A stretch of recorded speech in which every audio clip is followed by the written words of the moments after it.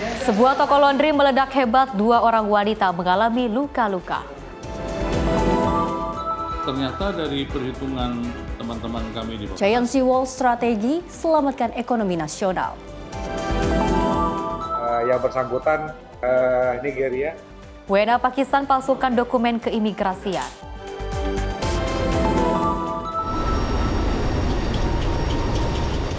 Indonesia kirim pasukan terpilih untuk warga Gaza. 2025 ini yang terdiri dari 8. Presiden Prabowo rilis program paket stimulus ekonomi.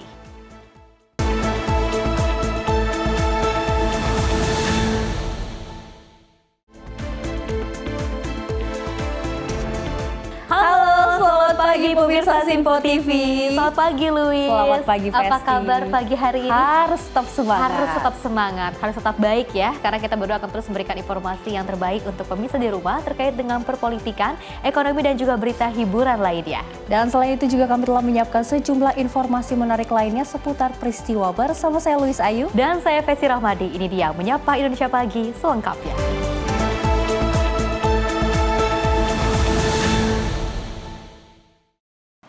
Pemirsa, kita awali dengan berita utama di mana diduga maksud kami sekelompok gangster bersenjata tajam ini melakukan penyerangan terhadap warga di kawasan Kampung Pandawa, Kelurahan Kamal, Kecamatan Kalideres, Jakarta Barat. Dan akibat penyerangan tersebut, seorang warga terkena bacokan di bagian tangan dan di mana aksi penyerangan tersebut terekam kamera CCTV di lokasi. Di rekaman kamera pengawas CCTV ini, tampak sekelompok orang diduga gangster melakukan penyerangan terhadap warga di kawasan Jalan Pandawa, Kelurahan Kamal, Kecamatan Kalideres, Jakarta Barat. Dengan membawa sejumlah senjata tajam, sekelompok orang ini menyerang warga yang tengah duduk berjaga kampung. Meski sempat melakukan perlawanan, namun warga yang kalah jumlah pun akhirnya lebih memilih mundur. Akibat insiden ini, seorang warga dikabarkan alami luka akibat terkena bacokan senjata tajam. Kejadian sekitar jam 5 pagi, itu ada sekelompok anak-anak muda yang memang jam-jam tertentu itu sering konvoy. Entah dari berbagai wilayah mana, itu sering jadi satu mereka itu. Jadi konvoy, naik motor, bawa sajam, dan dia sasarannya bukan kepada kelompok-kelompok yang sudah ada janji, tapi kelompok-kelompok di mana mereka pada saat ketemu itu menjadi lawan tawuran mereka. Ini baru saja terjadi semalam, ya jam 5 subuh. Jadi warga yang memang ada duduk nongkrong santai di rumah, depan rumah itu diserang, ya diserang. Jadi bukannya tawuran sama warga ya, justru warga yang diserang. Jadi ada korban salah satu warga yang tangannya terluka karena benda sajam. Tiap malam minggu itu sering mereka konvoy-konvoy itu lintas ke jalan raya Benda Raya ini. Kadang-kadang itu sasarannya itu masyarakat yang jadi sasaran mereka. Warga sekitar lokasi mengaku resah dengan aksi teror sekelompok gangster yang kerap konvoy sambil membawa senjata tajam dan melakukan penyerangan secara acak terhadap warga setempat. Warga berharap agar pihak kepolisian setempat dapat mengusut tuntas kasus penyerangan tersebut serta melakukan tindakan pencegahan dengan mengadakan patroli keamanan di malam hari. Dari Jakarta, tim redaksi Simpo TV melaporkan. Pemirsa, seorang pelaku begal berhasil ditangkap warga di Jalan Landas, Pacu, Kemayoran, Jakarta Pusat pada Minggu 14 September 2025. Dan warga yang sempat geram menghakimi pelaku sebelum dibawa petugas patroli ke kantor polisi. Inilah rekaman video amatir saat warga saat berhasil menangkap seorang pria yang diduga pelaku begal di Jalan Landas Pacu, Kemayoran, Jakarta Pusat pada Minggu 14 September 2025 malam. Pelaku yang tertangkap langsung dikerumuni dan juga menjadi sasaran amuk massa. Warga yang geram meluapkan emosinya sebelum akhirnya mobil petugas patroli tiba di lokasi dan membawanya ke kantor polisi. Sementara kondisi korban dari pelaku pembegalan dilaporkan selamat meski diduga mengalami trauma akibat aksi kejahatan yang dialaminya. Saat ini polisi masih melakukan penyidikan untuk mengungkap kronologi lengkap peristiwa serta menelusuri identitas para pelaku yang berhasil kabur. Dari Jakarta Mutiara, Aina Putri, tim redaksi Simpo TV melaporkan. Peristiwa lainnya, pemirsa, aksi jambret terjadi di Komplek Karang Tengah, Permai Karang Timur, Karang Tengah, Tangerang pada Minggu pagi 14 September 2025. Seorang ibu menjadi korban jambret saat telepon genggam yang dipegangnya dirampas pelaku yang mengendarai sepeda motor. Ini ibu-ibunya, tuh motor.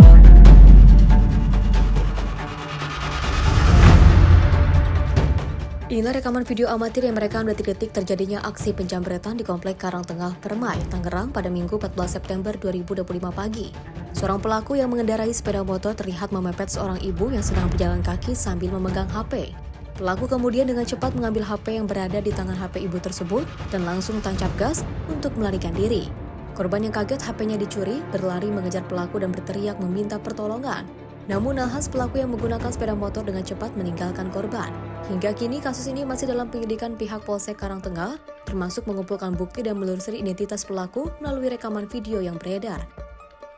Dari Jakarta, Mutia Aina Putri, tim redaksi Simpo TV melaporkan.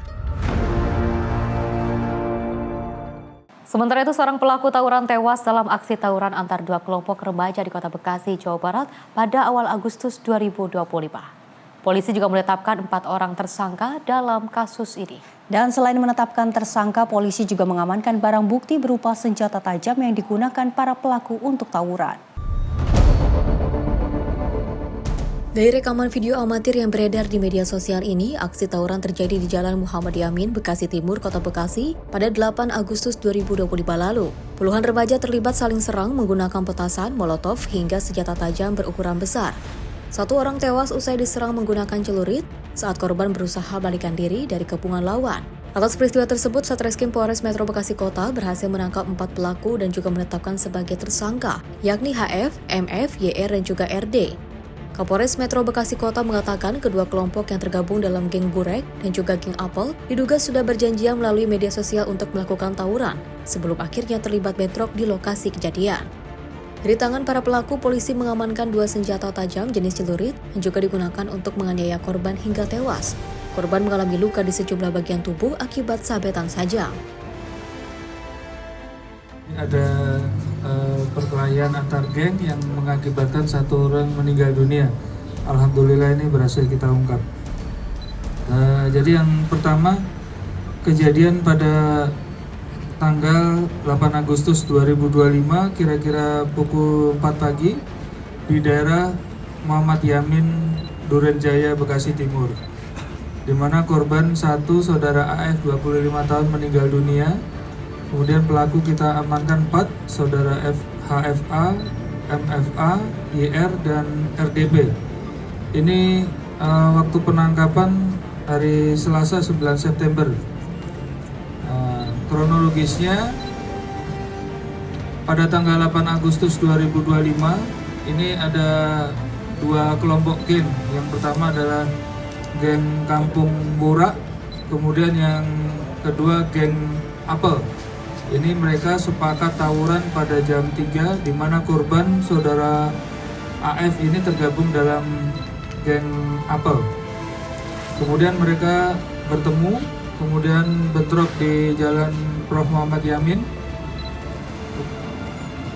Jadi untuk pasal yang dikenakan adalah pasal 170 ayat 2 KUHP atau pasal 351 ayat 3 dengan ancaman hukuman paling lama 15 tahun penjara.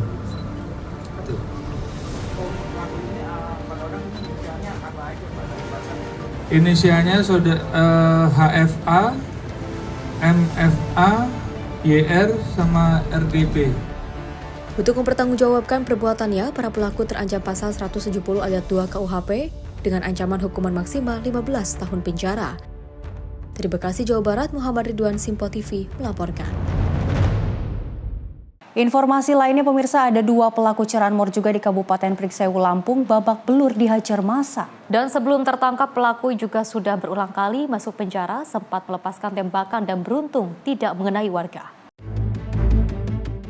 Inilah rekaman video amatir saat dua pelaku curanmor dihajar massa di Kecamatan Sukoharjo, Kabupaten Pringsewu, Lampung pada Kamis 11 September 2025.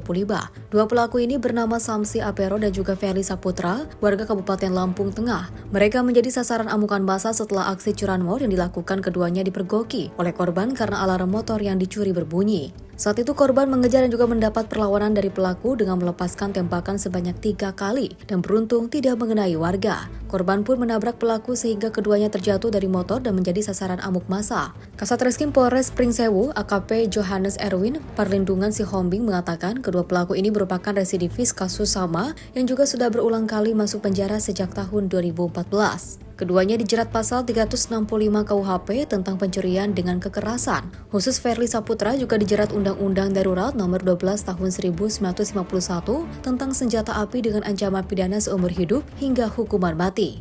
Sepeda motor Honda Fit milik korban yang terparkir di halaman rumah dicuri oleh 2 orang, di mana korban mengetahui pada saat motor tersebut alarmnya berbunyi. Lalu korban melakukan pengejaran. Dalam pengejaran ada perlawanan dari pelaku yang menembakkan 3 kali. Alhamdulillah tidak mengenai. Lalu korban menabrakkan badannya kepada pelaku satunya lagi, lalu motornya terjatuh sehingga pelaku dapat memiting ataupun melakukan perlawanan. Korban dapat melakukan perlawanan terhadap satu pelaku. Lalu pelaku berikutnya kembali mencoba lagi untuk melakukan penembakan tapi tidak berbunyi, sehingga warga sudah berkumpul dan mengamankan. Polisi menyita barang bukti 1 pucuk senjata api rakitan, 3 butir amunisi, kunci letter T, 2 sepeda motor dan juga telepon genggam. Dari Pringsewu Lampung, Immanuel Simorangkir, kontributor Simpo TV melaporkan. Dan peristiwa naas juga terjadi di Sungai Lolong, Kecamatan Karanganyar, Kabupaten Pekalongan, Jawa Tengah, di mana seorang pelajar 12 tahun tewas terseret arus sungai saat sedang mandi bersama teman-temannya pada Jumat 12 September 2025 sore. Inilah suasana di sekitar Sungai Lolong, Kecamatan Karanganyar, Kabupaten Pekalongan, Jawa Tengah. Seorang pelajar berusia 12 tahun berinisial MLHM, warga Rawakembo, Wonopringgo, tewas setelah terseret arus sungai saat mandi bersama teman-temannya. Peristiwa bermula saat korban selesai mengikuti latihan hadroh di Desa Lolong dan juga bersama rekannya memutuskan untuk mandi di sungai sekitar pukul 14.00 waktu Indonesia Barat. Namun saat meloncat ke tengah sungai, korban tak mampu melawan derasnya arus hingga terseret. Teman korban sempat berusaha menolong namun gagal. Warga yang tengah memancing turut membantu proses evakuasi hingga korban berhasil diangkat dan dibawa ke RSUD Kajen. Sayangnya nyawa korban tak dapat diselamatkan. Dari hasil pemeriksaan medis tidak ditemukan tanda-tanda kekerasan. Pihak keluarga menerima peristiwa ini sebagai musibah dan memilih untuk langsung memakamkan jenazah. Di Jakarta, Mutiara Aina Putri, tim redaksi Simpo TV melaporkan.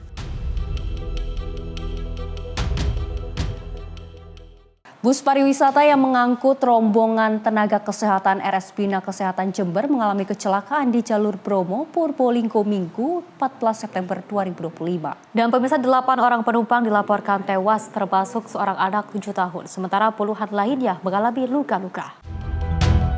Bus yang membawa rombongan tenaga kesehatan Rumah Sakit Bina Sehat Jember ini terguling setelah diduga mengalami remblong saat melintas di jalur turunan Curau. Sopir bus mengaku sempat membanting setir ke kanan dan membunyikan klakson untuk memberi tanda. Namun bus tetap terjun menabrak pembatas jalan, pagar rumah warga dan sebuah motor kurir. Kerasnya benturan membuat kaca depan dan samping bus pecah. Sejumlah penumpang terlempar keluar kendaraan. 8 orang penumpang tewas di tempat termasuk seorang anak berusia 7 tahun. Puluhan korban lain mengalami luka ringan hingga luka berat. Korban tewas dibawa ke kamar jenazah RSUD Dr. Muhammad Saleh Probolinggo, sementara korban luka-luka dirawat di Puskesmas Sukapura, Lumbang Wonomerto, serta RSUD Tonggas dan juga RSUD Dr. Muhammad Saleh. Hingga kini polisi masih melakukan penyelidikan untuk memastikan penyebab kecelakaan dan akan melakukan pemeriksaan lebih lanjut terhadap sopir. Dari Jakarta, Mutiara Aina Putri, tim redaksi Simpo TV melaporkan.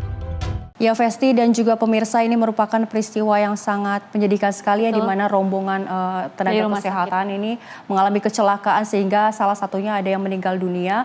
Ini juga perlu diperhatikan untuk masyarakat yang akan bepergian juga, terutama naik bus-bus kendaraan umum itu ya, untuk mengecek kembali untuk kesiapannya seperti apa gitu, betul sekali. Ya.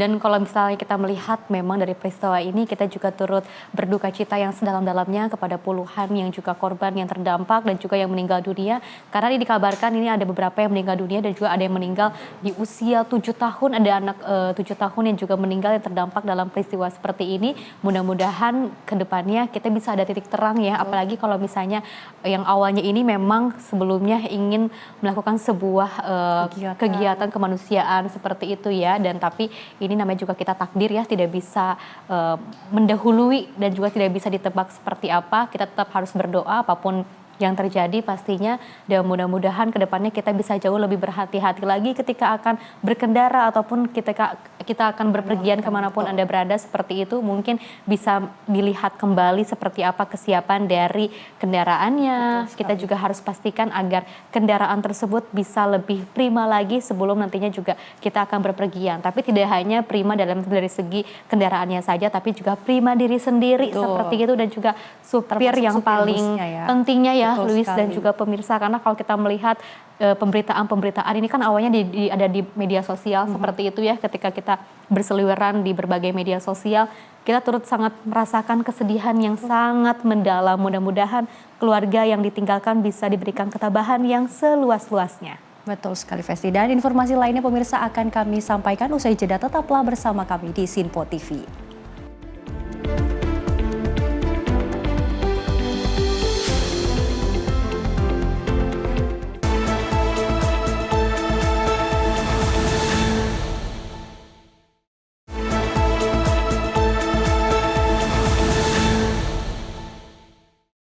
Terima kasih pemirsa, Anda masih bersama kami dan kita lanjutkan informasinya, di mana Menteri Perencanaan Pembangunan Nasional sekaligus Kepala Bappenas Rahmat Pambudi menyampaikan pentingnya pembangunan Giant Sea Wall di pantai utara Jakarta sebagai prioritas utama dalam peluncuran kebijakan perkotaan nasional 2045. Dan Giant Sea Wall tersebut sebagai strategi penyelamatan infrastruktur nasional dan mengingat besarnya kontribusi PDB yang berasal dari pantai utara Jawa, khususnya kawasan Jakarta dan sekitarnya.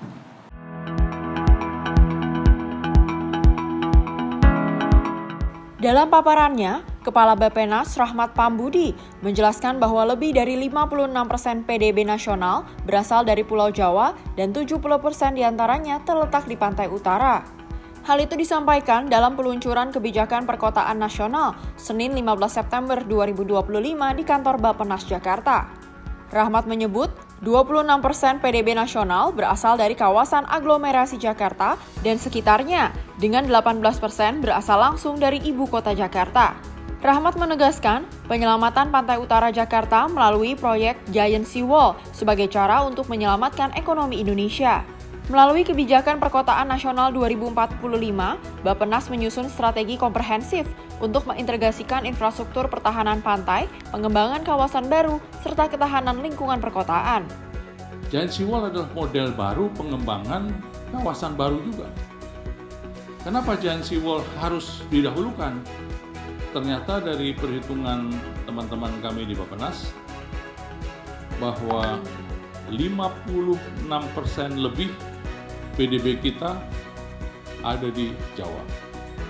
70% dari 56% ada di pantai utara. Dan dari 100% PDB kita, 26% ada di aglomerasi Jakarta dan sekitarnya.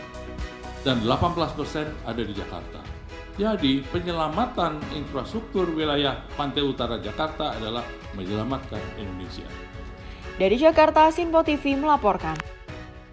Selain itu, pemirsa, Menteri PKP Maurar Sirait pada Sabtu 13 September 2025 menyapa para pengembang perumahan subsidi di Sulawesi Selatan yang juga tergabung di Asosiasi Pengembang Perumahan dan Permukiman seluruh Indonesia. Selain itu, Menteri ARA juga meminta kepada para asosiasi pengembang untuk menyampaikan laporan pemerintah daerah yang belum melaksanakan BPHTB dan PBG gratis. Sosialisasi kredit perumahan berubah menjadi momen haru dan bahagia untuk pengurus Asosiasi Perumahan dan Pemukiman seluruh Indonesia pasca kehadiran Menteri Perumahan dan Kawasan Permukiman Marwarar Sirait. Marwarar Sirait menjadi tamu penting dalam sosialisasi kredit perumahan di Hotel Claro Jalan AP Petarani, Kota Makassar, Sulawesi Selatan pada Sabtu 13 September 2025. Momen haru terjadi ketika Bank ARA menyerahkan 1 unit rumah kepada keluarga Ali Topan. pria disabilitas peduli lingkungan dari Kabupaten Pinrang, Sulawesi Selatan. Dengan semangat tanpa pamrih, Ali Topa menjadi aktivis peduli lingkungan di Pinrang. Setelah momen haru, ada juga momentum bahagia untuk para pengembang. Para pengembang ini mendapatkan penghargaan dari Marwara Sirait. Ketua OKK Apersi Sulsel Haji Darwis Daeng Nai dapat penghargaan dari perusahaan Daeng Nai, jadi salah satu perusahaan terbanyak merealisasikan kredit kepemilikan rumah subsidi terbanyak pada tahun 2024 lalu.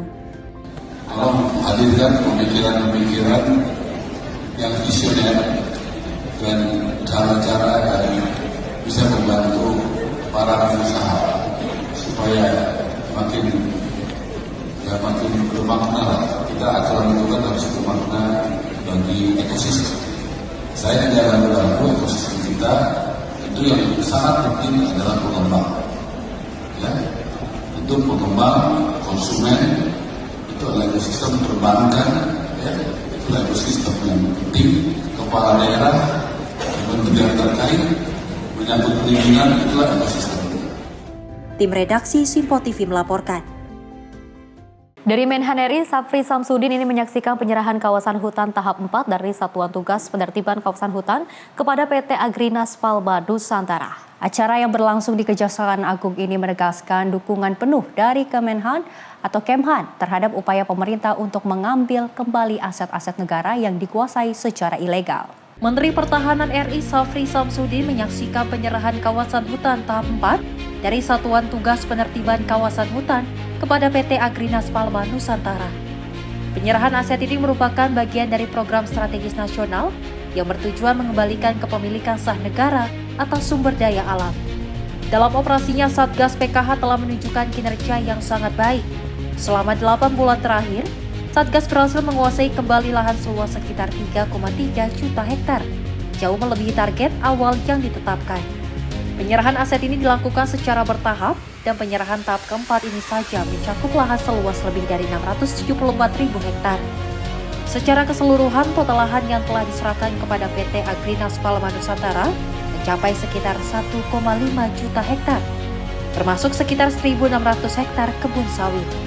Sementara itu masih ada sekitar 1,8 juta hektar lahan lainnya yang sedang dalam proses verifikasi dan akan segera diserahkan. Baru-baru ini Satgas berhasil menguasai kembali lahan dari 2 perusahaan yang beroperasi tanpa izin di Maluku Utara dan Sulawesi Tenggara. Dengan perubahan peraturan pemerintah yang berlaku, Satgas PKH kini dapat menghitung dan menagih denda administratif kepada subjek hukum yang terlibat. Tim redaksi Simpo TV melaporkan. Dari Menteri Kehutanan RI Raja Juli Antoni, pemirsa meninjau langsung hutan adat Leuweung Kerabat di Kampung Adat Kuta Ciabis. Kampung ini dinilai sebagai bukti nyata bagaimana kearifan lokal bisa berjalan seiring dengan mitigasi perubahan iklim dan kedaulatan ekonomi masyarakat. Menteri Kehutanan RI Raja Juli Antoni meninjau langsung hutan adat Leuweung Kerabat di Kampung Adat Kuta Ciamis. Dalam kesempatan itu, Menhut ikut menanam pohon aren hingga melihat aktivitas warga di Taman Madu Sekarwangi. Melalui caption yang dibagikan di akun sosial media Instagram @rajaantoni pada 14 September 2025, disampaikan di Kampung Kuta terdapat lebih dari 1.000 pohon aren produktif, di mana setiap keluarga mengelola rata-rata 7 pohon dengan hasil harian 10 hingga 15 liter nira per pohon yang diolah menjadi 9 hingga 21 kg gula aren setiap hari. Dan keramat, hutan larangan, di mana dengan istilah Malaga disebut pamali, mereka bisa menjaga kampung ini tanpa banjir, tanpa longsor, karena hutannya dijaga dengan baik.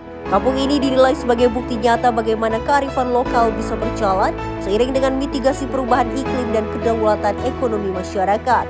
Tim redaksi Simpo TV melaporkan. Pemirsa, Menteri Kehutanan RI Raja Juli Antoni melakukan peletakan batu pertama pembangunan Masjid Ramah Lingkungan di Pesantren Welas Asih Garut pada 14 September 2025. Masjid Kembar Ar-Rahman dan Ar-Rahim ini akan dibangun dengan 12 ton sampah plastik setara dengan menyelamatkan 8.000 pohon dari penebang. Menteri Kehutanan RI Raja Juli Antoni melakukan peletakan batu pertama pembangunan Masjid Ramah Lingkungan di Pesantren Welas Asih Garut pada Minggu 14 September 2025. Masjid Kembar Ar-Rahman Ar-Rahim ini dibangun dengan 12 ton sampah plastik, setara dengan menyelamatkan 8.000 pohon dari penebangan. Selain itu ditambah 24 ton gabah padi sebagai bahan bangunan. Pembangunan ini dinilai sebagai wujud nyata bahan sampah bisa diubah menjadi berkah. Menhub menyampaikan harapannya agar masjid ini bisa menjadi inspirasi bagi pembangunan rumah ibadah dan pembangunan publik lain di seluruh Indonesia. Mengubah niat membangun menjadi aksi nyata menyelamatkan hutan. Dan juga mudah-mudahan ini jadi inspirasi untuk Indonesia dan dunia bahwa sesuatu yang tidak bermanfaat dan selama ini justru mengganggu dapat dimanfaatkan untuk bahkan mendirikan tempat suci, tempat ibadah. Redaksi Sinpo TV melaporkan. Informasi lainnya pemirsa, sebagai upaya melindungi produk-produk unggulan nasional yang memiliki nilai ekonomi tinggi, Badan Legislasi DPR RI tengah menggodok rancangan undang-undang mengenai komoditas strategis. Dari Ketua Balik DPR RI Bob Hasan ini menjelaskan bahwa RUU ini disusun sebagai langkah yang konkret DPR untuk mewujudkan ketahanan pangan dan energi untuk rakyat.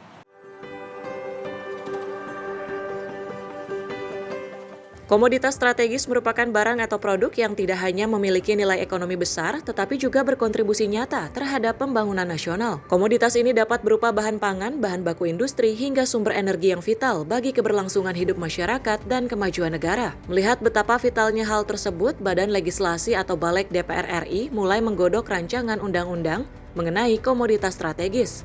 Ketua Balik DPR RI Bob Hasan menjelaskan bahwa RUU ini disusun sejalan dengan program Astacita Presiden Prabowo Subianto yang mengutamakan kedaulatan atas berbagai sumber daya alam dan energi milik negeri sendiri.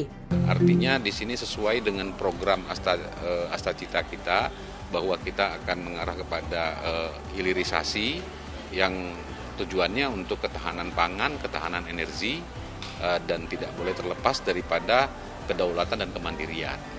Ya, bahwa sama-sama kita ketahui masih banyak bahan-bahan sandang dan pangan itu dipenuhi dengan impor.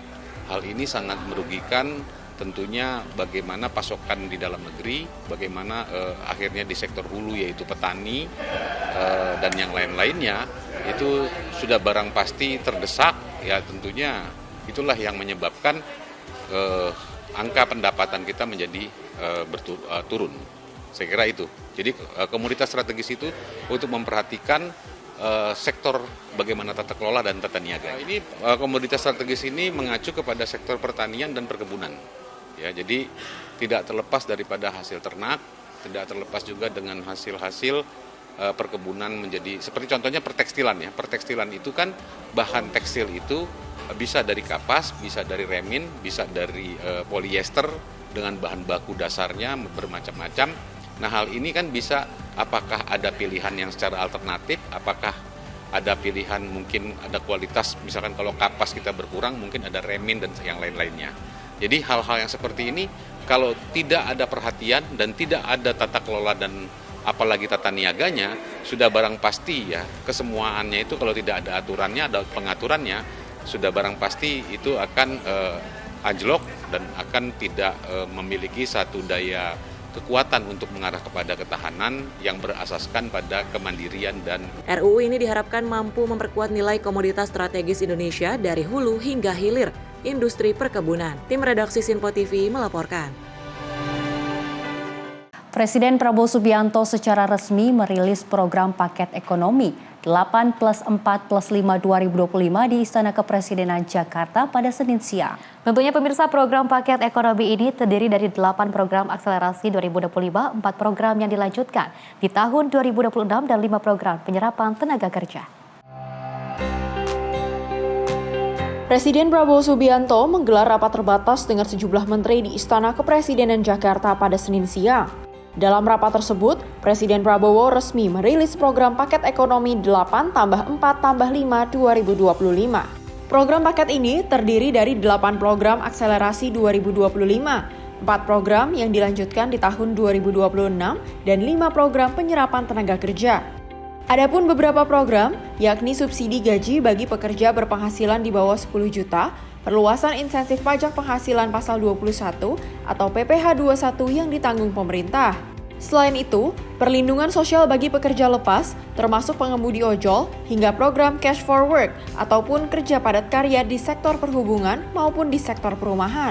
Dan rapat dengan Pak Presiden tadi membahas terkait dengan kebijakan yang akan diambil yang kita beri nama program paket ekonomi di tahun 2025 ini yang terdiri dari 8 program akselerasi di 2025, 4 program yang dilanjutkan di 2026, dan 5 program yang terkait dengan andalan pemerintah untuk penyerapan tenaga kerja.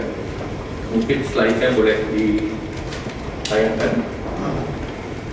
Nah, dari 8 program akselerasi pembangunan tersebut, yang pertama adalah magang lulusan daripada perguruan tinggi dengan kriteria maksimum fresh graduate 1 tahun. Apakah itu S1, D3, dan yang lain, itu di link and match-kan dengan dikerjasamakan dengan sektor industri, di mana penerima manfaat di tahap pertama 20.000 orang, dan selama proses bekerja diberikan uang saku sebesar upah minimum UMP, dan ini untuk 6 bulan, dan anggarannya sudah disediakan sebesar 198 miliar. Yang kedua, mungkin yang terkait dengan perluasan PPH 1 ditanggung pemerintah yang kemarin sudah dilakukan untuk sektor padat karya. Ini dilanjutkan ke sektor pariwisata, hotel, restoran, dan kafe. Target penerimanya 552.000 pekerja, dan ini diberikan 100% PPH untuk sisa tahun pajak 2025 ataupun 3 bulan. Nah, anggarannya sebesar 120 miliar. Ini bisa pindah ke slide berikut, slide 3. Kemudian bantuan pangan itu juga dilanjutkan untuk 2 bulan. Itu untuk 10 kg beras di bulan Oktober November. Nanti kita evaluasi untuk bulan berikutnya, bulan Desember. Nah, itu diperlukan dana sebesar 7 triliun. Dari Jakarta, Farizal, Dio Malau, Sinpo TV melaporkan. Pemirsa, pemerintah memperpanjang insentif pajak penghasilan atau PPH final untuk usaha mikro, kecil, dan menengah sebesar 0,5% dari penghasilan bruto hingga tahun 2029. Tentunya kebijakan ini berlaku bagi UMKM dengan maksimal penghasilan 4,8 miliar setahun dengan tujuan untuk meringankan beban pajak dan juga menyederhanakan kewajiban administrasinya. Hal tersebut disampaikan langsung oleh Menteri Koordinator Bidang Perekonomian Airlangga Hartarto usai menghadiri rapat terbatas bersama Presiden Prabowo Subianto di Istana Merdeka, Jakarta. Airlangga mengatakan pemerintah sudah mengalokasikan dana senilai 2 triliun untuk menjalankan program ini sepanjang tahun 2025. Adapun wajib pajak atau WP yang terdaftar sebagai UMKM telah memenuhi kriteria mencapai 542.000 orang. Nah, kemudian paket 4 tadi yang 8 sudah saya jelaskan. 8 diberlakukan untuk mengakselerasi di 2025. Yang 4 adalah yang akan dilanjutkan di 2026.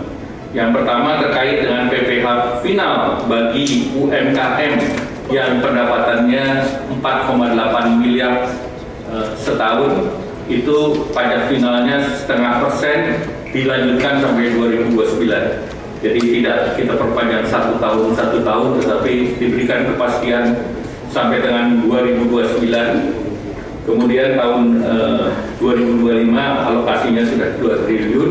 Kemudian wajib pajak yang terdaftar sudah 542.000, ini dari Kementerian Keuangan. Kemudian kita memerlukan revisi PP. Kemudian perpanjangan PPH pasal 21 DTP untuk pekerjaan sektor pariwisata yang tadi baru diberlakukan akan dilanjutkan tahun depan. Jadi ada kepastian sampai tahun depan PPH sektor Horeca ini masih ditanggung pemerintah dengan estimasi anggarannya 480 miliar dengan gaji di bawah 10 juta. Dari Jakarta, Farizal, Dio Malau, Sinpo TV melaporkan. Sementara itu, informasi dari Menteri Koordinator Airlangga Hartarto mengungkapkan pemerintah memberikan diskon iuran jaminan kecelakaan kerja dan jaminan kematian. Tentunya diskon iuran ini diberikan sebesar 50% bagi kelompok pekerja bukan penerima upah atau PBPU yang juga meliputi pengemudi ojek online, ojek pangkalan, sopir, hingga kurir logistik. Pemerintah memberikan diskon iuran jaminan kecelakaan kerja dan jaminan kematian sebesar 50% bagi kelompok pekerja bukan penerima upah atau PBPU yang meliputi pengemudi ojek online, ojek pangkalan, supir hingga kurir logistik. Diskon iuran ini merupakan bagian dari paket stimulus ekonomi yang digulirkan oleh pemerintah pada tahun 2025. Target penerima akan mencapai 731.361 orang dengan total anggaran 36 miliar yang akan disiapkan oleh BPJS Ketenagakerjaan. Adapun manfaat yang diterima dari PBPU dari JKK yakni santunan kematian 48 kali upah, santunan cacat 56 kali upah, beasiswa 174 juta untuk 2 orang anak, dan jaminan kematian dengan total menerima 42 juta.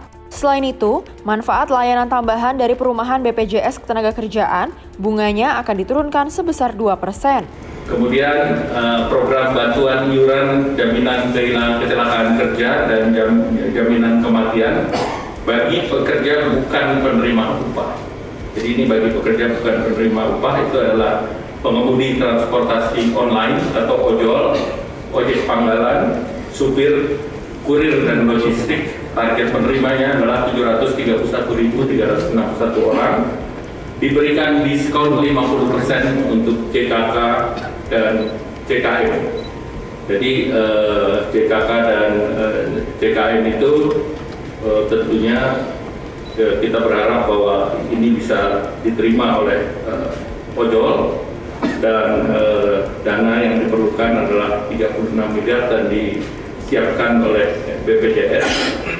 Nah ini JKK itu santunan kematian 48 kali upah, santunan cacat 56 kali upah, beasiswa 174 juta untuk 2 orang anak, dan jaminan kematian itu totalnya bisa menerima 42 juta.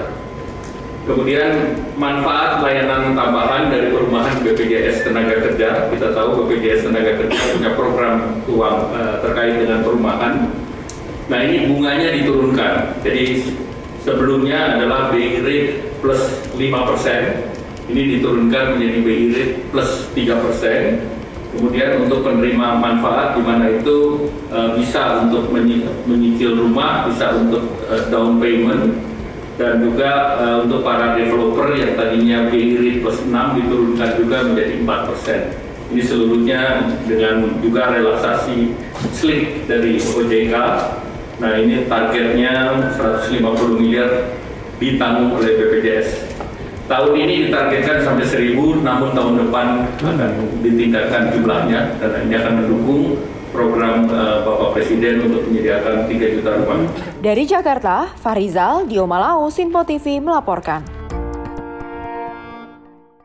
Ya Festi dan juga pemirsa, informasi lagi-lagi yang sangat bahagia sekali. Betul, dari Menteri baru kita nih, Menteri Keuangan Pak Purbaya. Betul, yang katanya Bapak Cowboy, katanya gitu ya. Sekali. Tapi meskipun Bapak Cowboy, tapi banyak sekali isinya yang bisa disampaikan. Betul. Ya seperti itu ya. Bahkan semuanya terus juga yang bisa kita rasakan sama-sama. Mudah-mudahan bareng-bareng gitu ya. Betul. Dengan masyarakat Indonesia bisa memajukan ekonomi Indonesia. Ya, tadi salah satunya juga informasi mengenai iuran pajak itu sendiri. Semoga diharapkan ada meringankan beban dari masyarakat harus Indonesia. Meringankan dong, karena kita juga turut bahagia ya ketika ada berita-berita terkait dengan iuran bahkan hingga 50%. Udah kayak diskon belanja-belanja 50% ya. Ternyata bukan hanya belanja nasional aja yang ada iuran ataupun diskon 50%, tapi juga iuran untuk ketenagakerjaan ini ternyata ada diskon juga ataupun ada iuran 50% maksudnya seperti itu ya. Tentunya dengan adanya iuran ataupun dipotong diskonnya, maksudnya ada potongan diskon 50%, ini bisa meringankan para pekerja-pekerja dimanapun Anda berada seperti itu, karena mudah-mudahan nantinya, karena kan dari pemerintah sendiri kan memiliki tujuan yang sangat mulia, Luis, memiliki tujuan yang sangat luar biasa, apalagi dari Presiden Prabowo Subianto selain fokus utamanya untuk memberantas korupsi, karena kalau misalnya kita mau meningkatkan ekonomi hingga 8%, artinya beberapa yang kotor-kotor ini harus nih ya harus diberantas. Tadi juga kan sudah ada korupsi, sudah diberantas seperti itu. Hari demi hari, waktu demi waktu sudah banyak yang terungkap gitu kan ya.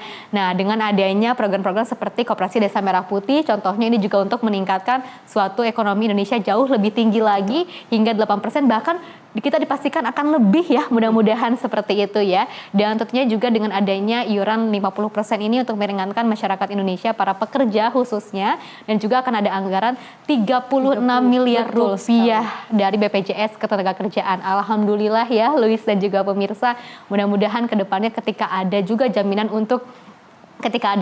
untuk memberikan sebuah beasiswa kepada 2 orang anak, ini juga ibu-ibu yang pekerja, bapak-bapak yang pekerja tidak usah pusing lagi karena sudah ada beasiswa untuk 2 orang anaknya. Betul sekali. Dan informasi lainnya juga akan kami hadirkan usai jeda. Tetaplah bersama kami di Menyapa Indonesia Pagi.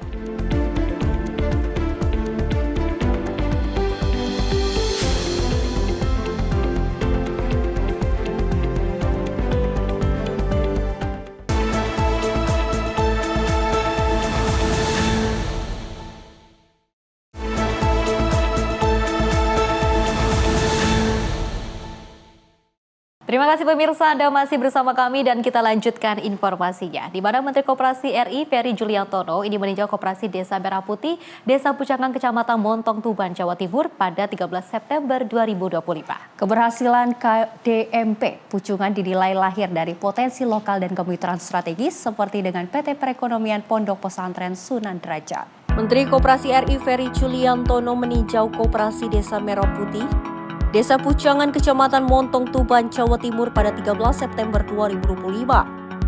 Dalam peninjauannya, Menko mengungkapkan keberhasilan KDMP Pucangan dinilai lahir dari potensi lokal dan kemitraan strategis, seperti dengan PT Perekonomian Pondok Pesantren Sunan Derajat. Pola ini diharapkan dapat direplikasi, sehingga Kopdes menjadi motor inovasi penciptaan lapangan kerja dan peningkatan kesejahteraan masyarakat. Dihasilkan dari beras lokal, jadi mereknya juga ada Koperasi Desa Merah Putih ini. Produksi yang dari sini diserap, petaninya untuk, kemudian berasnya juga bisa dikonsumsi oleh masyarakat.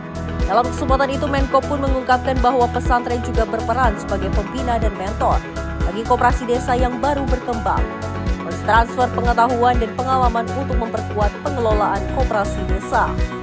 Redaksi Simpo TV melaporkan. Pemirsa, Kepala Badan Pengawas Obat dan Makanan Taruna Ikrar membuka kick-off aksi bersama pencegahan dan juga penanganan rantai pasok bahan berbahaya dan bahan yang dilarang untuk penggunaan pada sediaan farmasi dan juga pangan olahan. Acara yang dihadiri perwakilan kementerian lembaga sebagai bentuk komitmen bersama dalam menutup celah penyalahgunaan bahan berbahaya yang beredar ke dan dari Indonesia. Kepala BPOM Taruna Ikrar menegaskan penanganan penyalahgunaan bahan berbahaya harus dimulai dari hulu melalui sinergi pengawasan rantai pasok. Dalam hal ini BPOM bekerja sama dengan Bea Cukai, Kementerian Perdagangan, Kementerian Komunikasi Digital, Kepolisian, dan Kementerian Lingkungan Hidup untuk mencegah peredaran bahan berbahaya seperti merkuri, formalin, atau kandungan kimia obat yang dapat merugikan masyarakat. Taruna menyampaikan penguatan rantai pasok ini tak hanya melindungi masyarakat dari produk kosmetik, obat herbal, atau makanan olahan yang berbahaya, tetapi juga memberikan perlindungan kepada industri legal dalam negeri. Melalui aksi ini, Taruna menyatakan komitmen untuk menjaga kesehatan publik dan mendorong sinergi nasional dalam pengawasan obat dan makanan demi keselamatan rakyat Indonesia.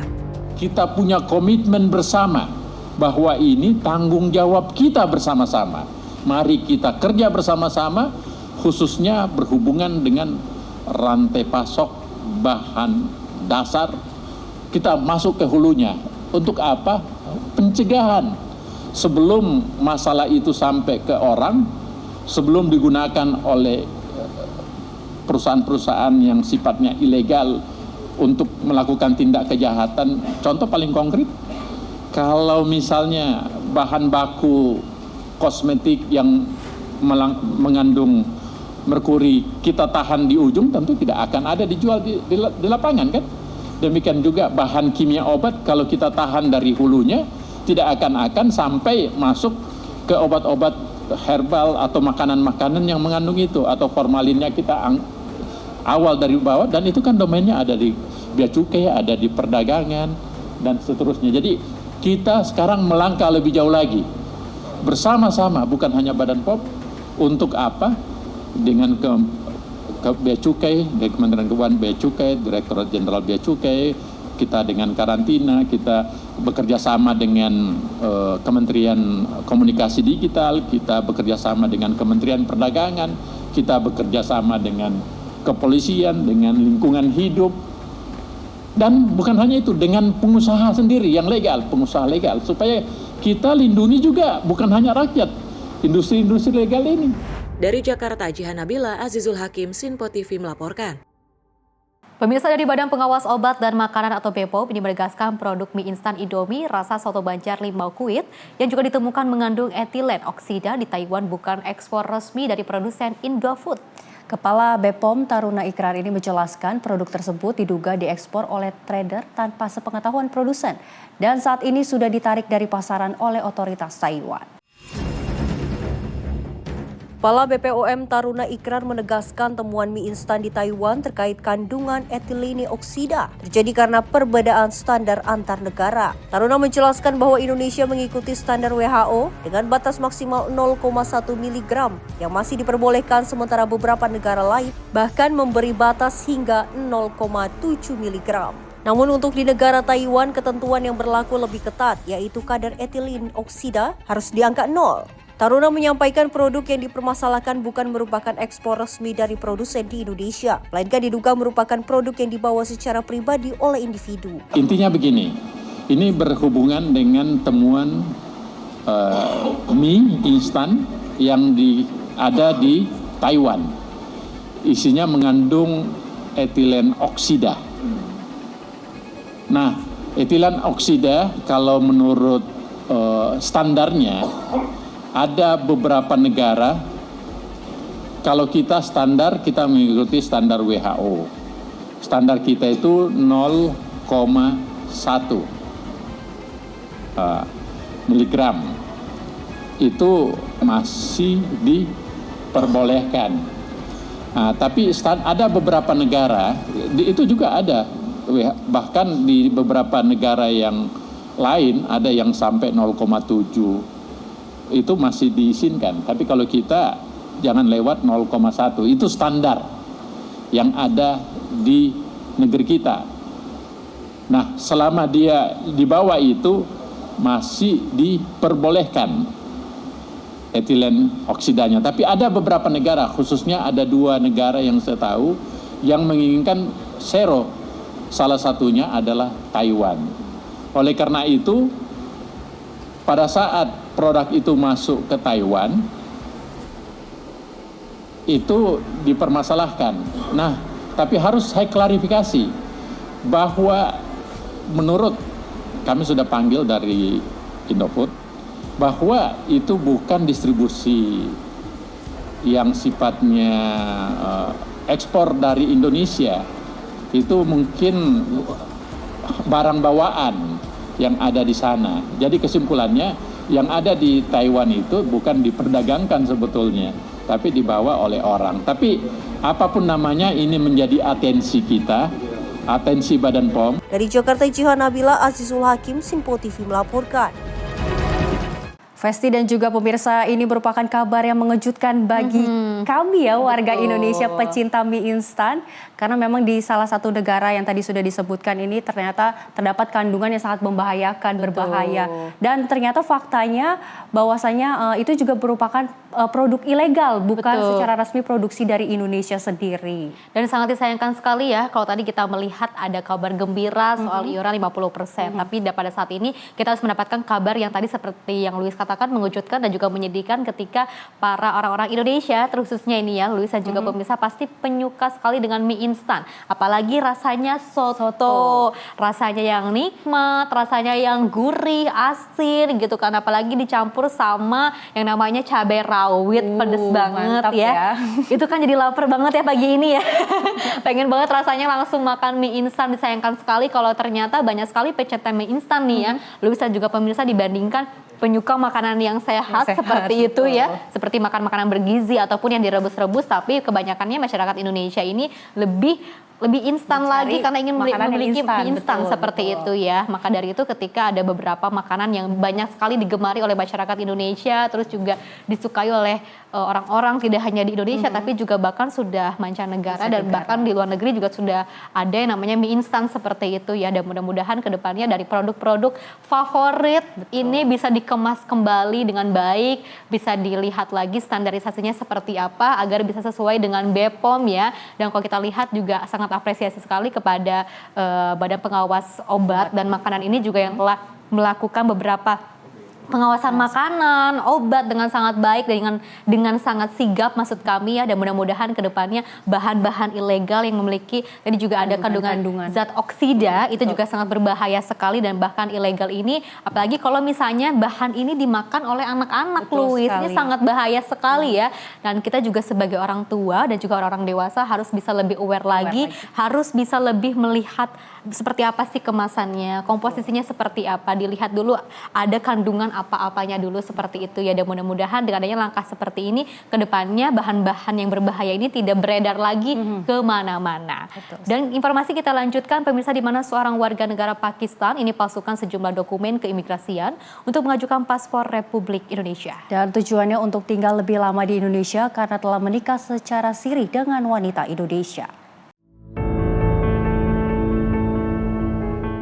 Kantor Imigrasi Kelas 1 Jakarta Selatan mengungkap upaya seorang warga negara Pakistan berinisial MA yang ingin mengajukan paspor Republik dengan menggunakan dokumen palsu dan juga mengaku sebagai WNI. Hal itu diketahui setelah petugas Imigrasi Jakarta Selatan mencurigai dokumen pendukung yang diserahkan pelaku saat akan mengajukan permohonan paspor.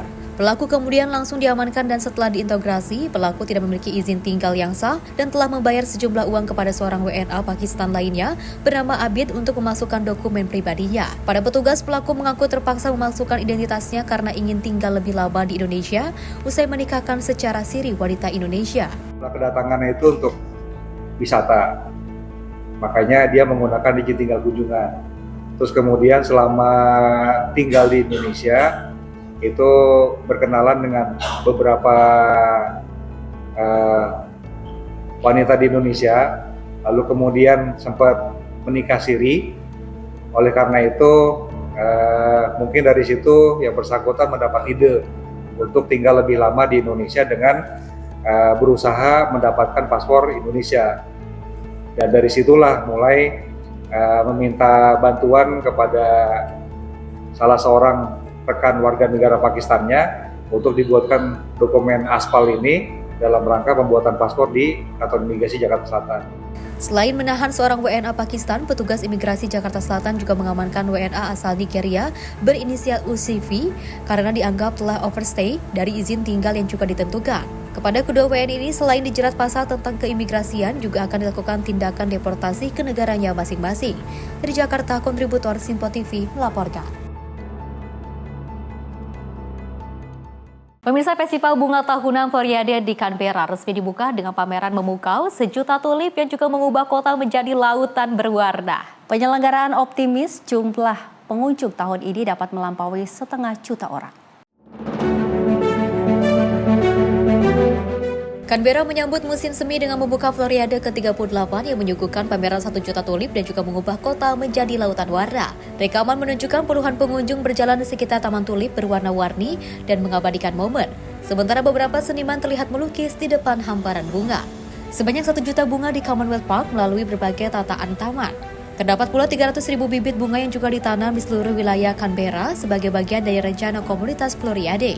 Tingkat kehadiran tahun ini diperkirakan melampaui 470.000 pengunjung. Penyelenggara berharap bisa mencapai sekitar 500 juta pengunjung seperti masa sebelum COVID. Floriade menjadi festival bunga terbesar di belahan bumi selatan dan menampilkan ribuan bunga dengan desain taman bertema khusus. Festival ini akan berjalan hingga 12 Oktober 2025. Tim redaksi Simpo TV melaporkan.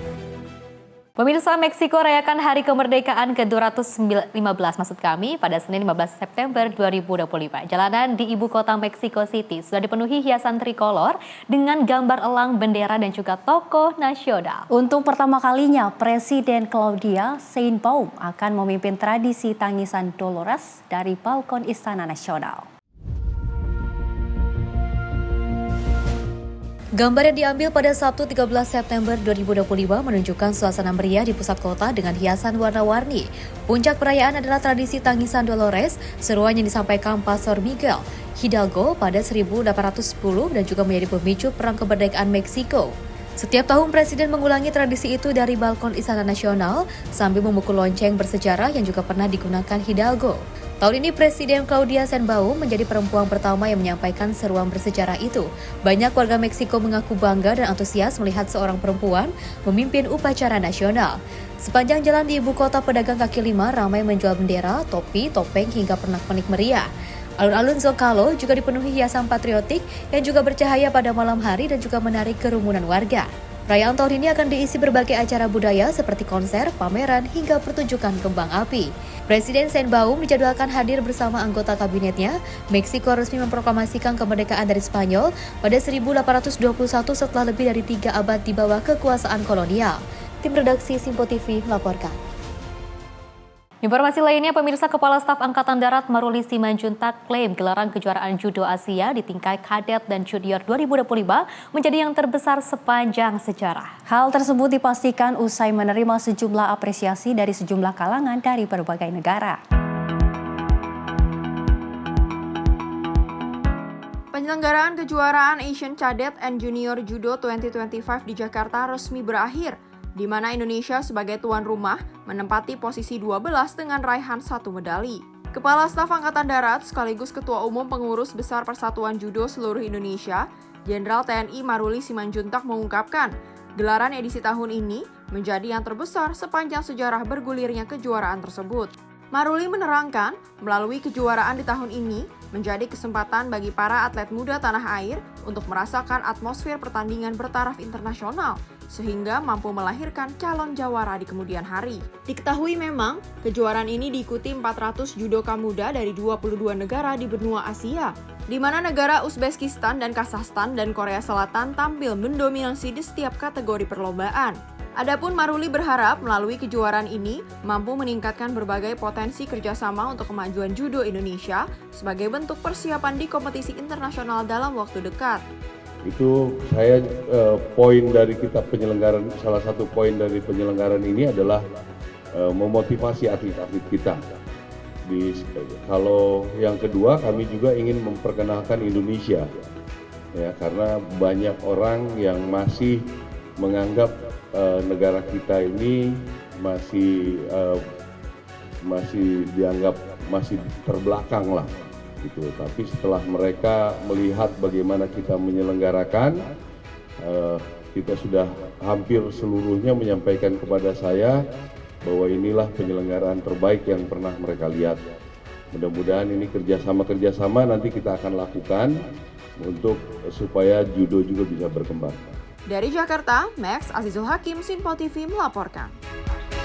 Pemirsa, ekspedisi Macan Tutul di Jawa di Pegunungan Sanggabuana, Kabupaten Karawang yang juga dilepas Kepala Staf Angkatan Darat Jenderal TNI Maruli Simanjuntak pada Februari lalu, ini berhasil mencatat temuan penting dalam survei populasi satwa dilindungi. Dan hasil penelitian tahap pertama mengungkapkan keberadaan 19 individu macan tutul Jawa dan macan kumbang termasuk 2 anakan macan serta satwa langka lain seperti elang Jawa. Melalui 40 unit kamera jebak yang dipasang di kawasan Pegunungan Sanggabuana, tim berhasil merekam 198 aktivitas satwa liar, termasuk populasi macan tutul Jawa, yang menjadi temuan penting dalam sejarah penelitian di kawasan Resimen Latihan Tempur atau Menlatpur Kostrad, Karawang, Jawa Barat. Kasat Jenderal TNI Maruli Simanjuntak menegaskan, ekspedisi ini merupakan wujud komitmen TNI AD untuk menjaga kelestarian alam, sejalan dengan program unggulan TNI AD Bersatu dengan Alam. Koordinator TNI Survei dari Sanggabuana Conservation Foundation, Bernard Wahyu Wiranta, menjelaskan bahwa data survei ini menjadi dasar penting untuk usulan perubahan status hutan Sanggabuana menjadi kawasan konservasi. Prajurit Menlatpur Kostrad juga ambil peran langsung, mulai dari penelitian, patroli anti perburuan, hingga pencegahan perambatan hutan, yang terbukti berhasil menekan angka perburuan satwa dilindungi. Hingga Agustus 2025, tahap pertama survei telah rampung dan dilanjutkan ke tahap berikutnya dengan harapan hasil ekspedisi ini dapat mempercepat penetapan Pegunungan Sanggabuana sebagai kawasan konservasi. Dari Karawang, Sinpo TV melaporkan. Ya pemirsa, upaya dari TNI Angkatan Darat ya. Betul, ada dari Jenderal TNI Maruli Simanjuntak sekali. Ini sangat amat luar biasa sekali untuk kegiatan yang dilaksanakan melepas liarkan hewan-hewan liar seperti macan ya. Seperti macan ini sangat amat tidak hanya menjaga dari masyarakat aja tapi hewan pun dilindungi, hutan pun dilindungi. Kita jadi terharu deh Bapak. Terima kasih loh sudah banyak menjaga masyarakat Indonesia, terus juga menjaga lingkungan juga. Ini salah satu bentuk memberikan sebuah contoh bahwa mungkin dari TNI sendiri tidak hanya fokus bagaimana caranya untuk membantu ataupun melayani masyarakat seperti itu ya, tapi juga dari TNI juga memberikan contoh yang sangat luar biasa pemirsa. Ternyata juga tidak hanya manusia tapi juga satwa, hewan liar ini kita harus ada dilindungi juga. Terus juga perawatan dari hutan pun kita harus dilindungi, harus dicintai agar kenapa? Agar tidak terjadi banjir seperti itu ya. Karena kalau kita lihat memang masih banyak sekali satwa-satwa liar di luar sana yang mati begitu saja, yang tidak dirawat. Juga ya. Betul, banyak sekali yang punah. Kalau kita lihat kan memang flora fauna di Indonesia ini kan sangat kaya sekali, sangat beragam sekali, bermacam-macam, aneka ragamnya seperti itu, dan bahkan banyak sekali disorot oleh masyarakat di mancanegara. Maka dari itu ini juga salah satu bentuk tidak hanya dari Menteri Kehutanan saja, dari Raja Juli Antoni, tapi juga dari TNI Maruli Simanjuntak. Ini juga melakukan sebuah pelepas liaran bersama-sama, tentunya juga untuk membantu pelestarian lingkungan, pelestarian hewan ataupun pelestarian hutan seperti itu. Dan mudah-mudahan kita semua bisa bergerak bersama ya untuk sama-sama saling menjaga. Dan pemirsa, informasi lainnya juga akan kami hadirkan usai jeda. Tetaplah bersama kami di Sinpo TV.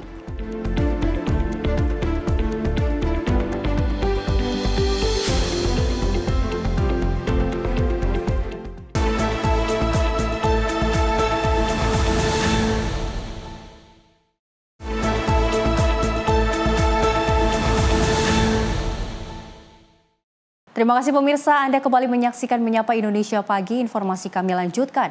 Kabur usai menabrak sejumlah mobil dan pemotor, pengemudi mobil diamankan warga di Jalan Iskandar Muda, Medan, Sumatera Utara pada Minggu sore. Tentunya pemirsa, akibat tabrakan tersebut bagian depan mobil yang menabrak sejumlah mobil dan pemotor ringsek berat.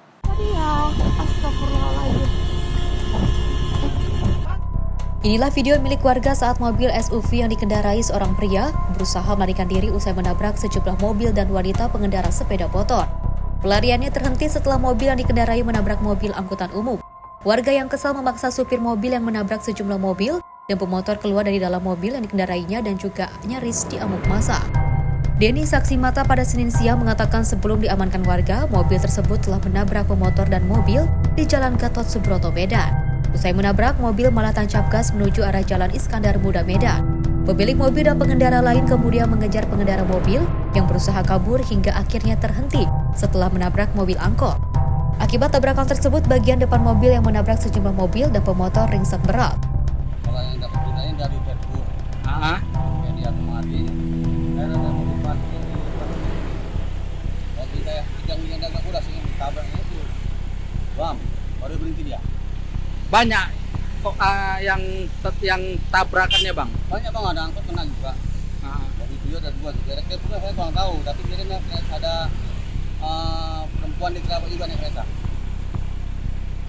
Ada, dan mereka kan dibawa langsung ke Medan Baru. Kasus tabrak lari tersebut kini sudah ditangani unit Lantas Medan Baru. Dari Medan, Sumatera Utara, Ahmad Perwira, kontributor Sinpo TV melaporkan.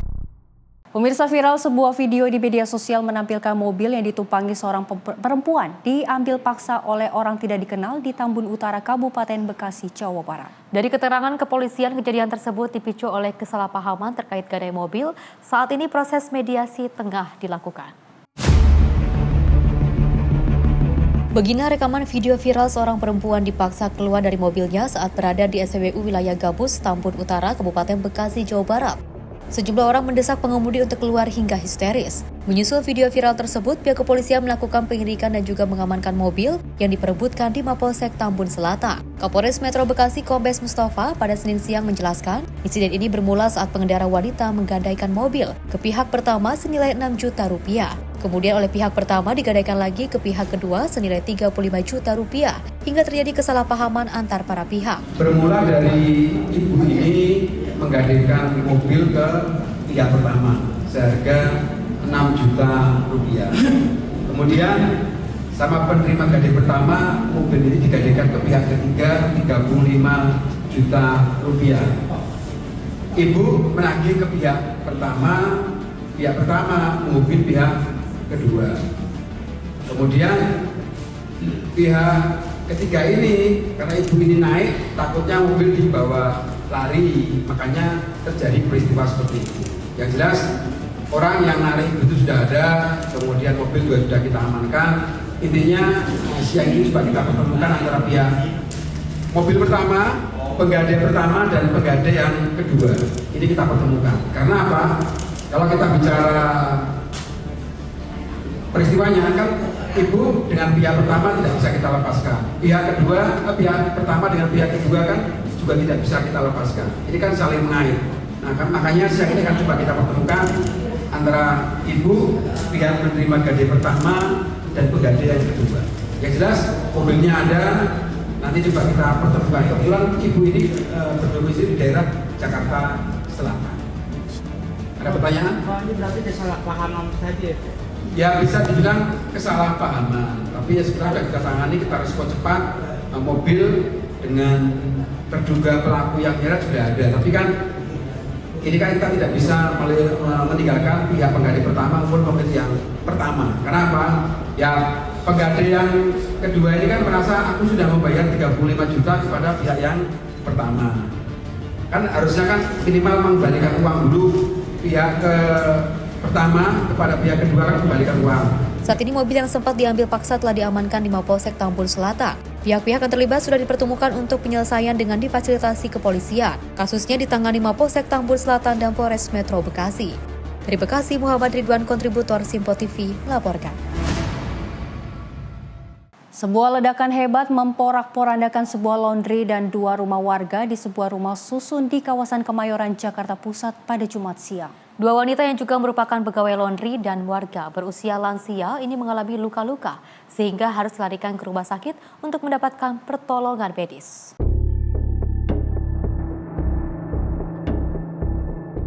Seorang wanita lansia ini harus dievakuasi warga karena mengalami luka serius di sekujur tubuhnya.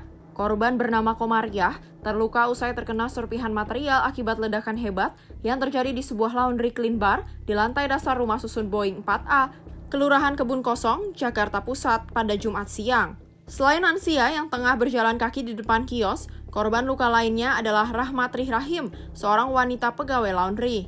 Insiden bermula saat korban tengah mengerjakan aktivitas mencuci dan menggosok di dalam laundry. Tiba-tiba, terjadi sebuah ledakan hebat yang memporak-pondakan kios beserta 2 rumah warga lainnya di sisi kanan dan atas kios. Arweni, salah seorang warga yang rumahnya hancur terkena dampak ledakan, mengaku panik ketika mendengar suara ledakan hebat bak sebuah bom. Meski mengalami luka ringan karena sempat terjebak reruntuhan triplek dan sejumlah peralatan rumah, namun Arweni dan kedua cucunya berhasil selamat. Tabung apa sih? Itu tempat usaha apa, laundry? Laundry. Oh, sudah lama laundrynya? Udah 2 tahun. Tapi memang lagi aktivitas laundry atau ada aktivitas memasak? Enggak masak. Enggak pernah masak. Buat laundry doang, proses laundry. Ada siapa saat meledak itu? Ada karyawannya kah atau tutup? Ada karyawannya 1. Terus orang lewat 1, ketiban apa? Runtuhan. Apa sih, kaca Pak? Oh, karena serpihan kaca ya? Pingsan dia udah dibakar masak. Berarti 2 korbannya? Iya, 2. Parah nggak itu dua-duanya, Mbak? Nggak tahu deh kalau parah. Apa enggaknya nggak tahu ya. Ada yang rusak nggak rumahnya, Mbak? Ya, rusak itu lemari, ada TV, ada itu. Belum dilihat. Suara ledakannya kenceng banget, kayak bom. Gimana sih bom? Mbak, itu karyawannya ada berapa orang pas kejadian itu? Biasanya 2 orang. Yang 1 nganter, yang 1 jagain di sini. Dari hasil penyelidikan awal yang dilakukan Polsek Kemayoran, ledakan diduga berasal dari tabung setrika uap yang sedang digunakan. Masalah kejadian peledakan tabung gas yang meledak itu terjadi pada hari Jumat tanggal 12 September 2025 sekitar jam 11.45 WIB. Itu TKP-nya di laundry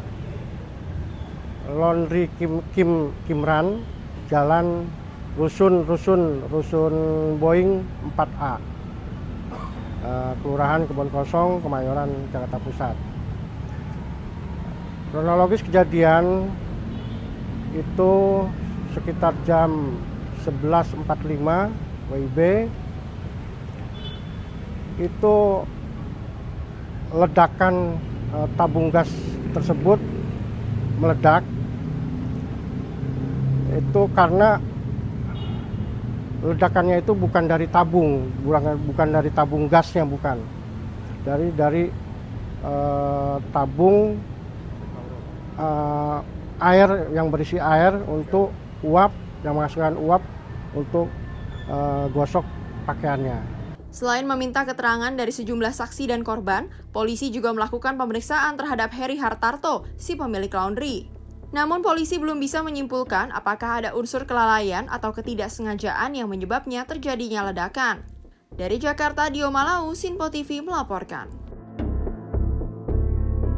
Festi dan juga pemirsa, ini memang banyak sekali kejadian kebakarannya terjadi. Betul. Apalagi salah satunya adalah pemicunya merupakan gas LPG. Selain gas LPG juga merupakan korsleting listrik. Hubungan arus pendek ini sangat amat berbahaya sekali memang. Apalagi jika terjadi kebakaran sehingga memakan banyak sekali korban, betul. Dan kasus tadi beruntung tidak ada korban jiwa ya, Festi ya. Betul, alhamdulillah ya. Meskipun ada pun peristiwa yang terjadi, apapun peristiwanya kita harus melihat, tetap bersyukur seperti itu ya, apalagi masih diselamatkan ketika ada ledakan bom yang dipropagandakan seperti ledakan bom katanya ini Luis dan juga pemirsa ya. Dan ini juga terjadi di Kemayoran, Jakarta Pusat pastinya seperti itu. Dan kalau kita lihat memang dari peristiwa ini kan cukup viral sekali ya di media sosial ya Luis dan juga pemirsa, kita juga harus tetap waspada. Ini adalah sebuah laundry seperti itu dan dikabarkan ini ada dugaan terkait dengan tabung uap yang meledak seperti itu ataupun tidak dilihat secara baik atau seperti apa penggunaannya, karena kalau kita lihat dari tabung uap terkait dengan setrika ini juga kalau lebih panas kan dia akan meledak seperti itu ya. Akan lebih baiknya untuk kita bisa jauh lebih berhati-hati lagi agar nantinya ke depannya tidak ada peristiwa seperti ini ya, karena kan ini kan bisa merugikan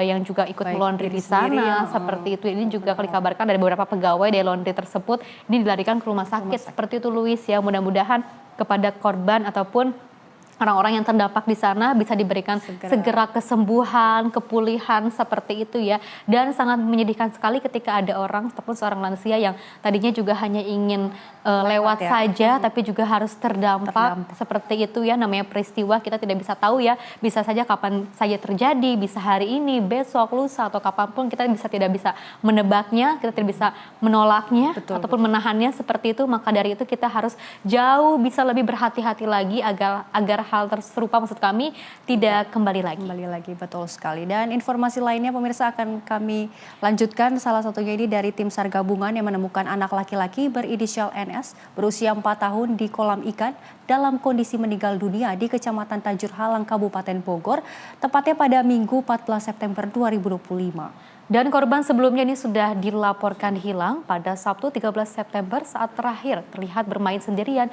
di sekitar saluran irigasi belakang perubahan.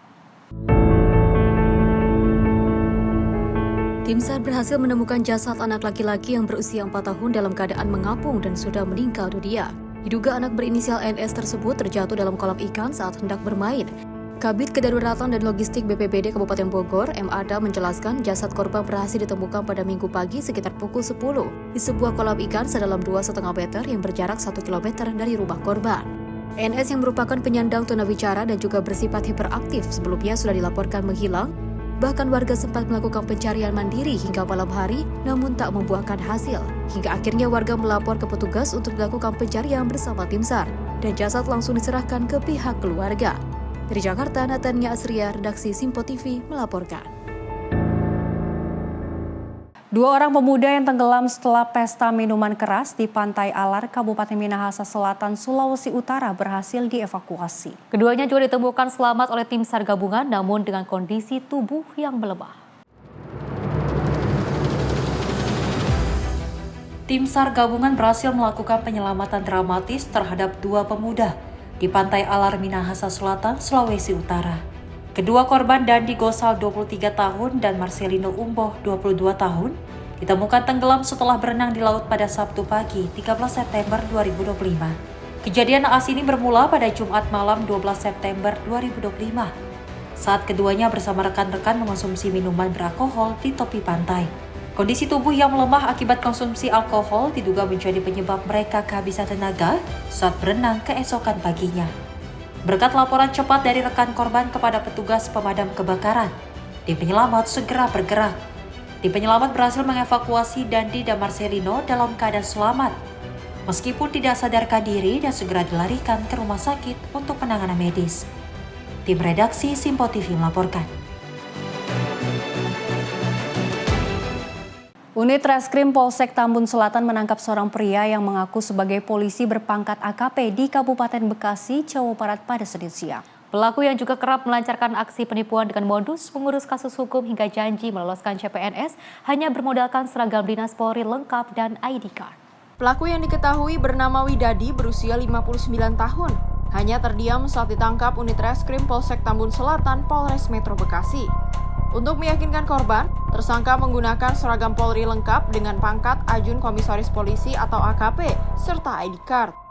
Dengan rapinya penyamaran itu, korban yang percaya lalu menyerahkan sejumlah uang hingga puluhan juta rupiah, dengan harapan kasusnya bisa diurus atau anggota keluarganya bisa lolos sebagai calon pegawai negeri sipil.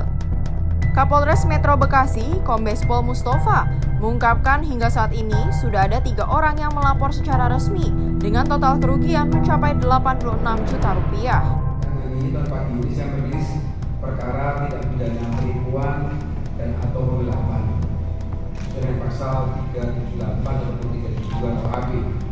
Di sini berkaitan dengan orang atau masyarakat atau oknum yang mengaku menjadi anggota kepolisian dengan pangkat pengakuan sesuai dengan foto, sesuai dengan dokumentasi yang dia berikan kepada masyarakat untuk menipu korban ataupun meyakinkan korban dengan menggunakan pangkat baju dinas Polri dengan pangkat Ajun Komisaris Polisi ataupun AKP.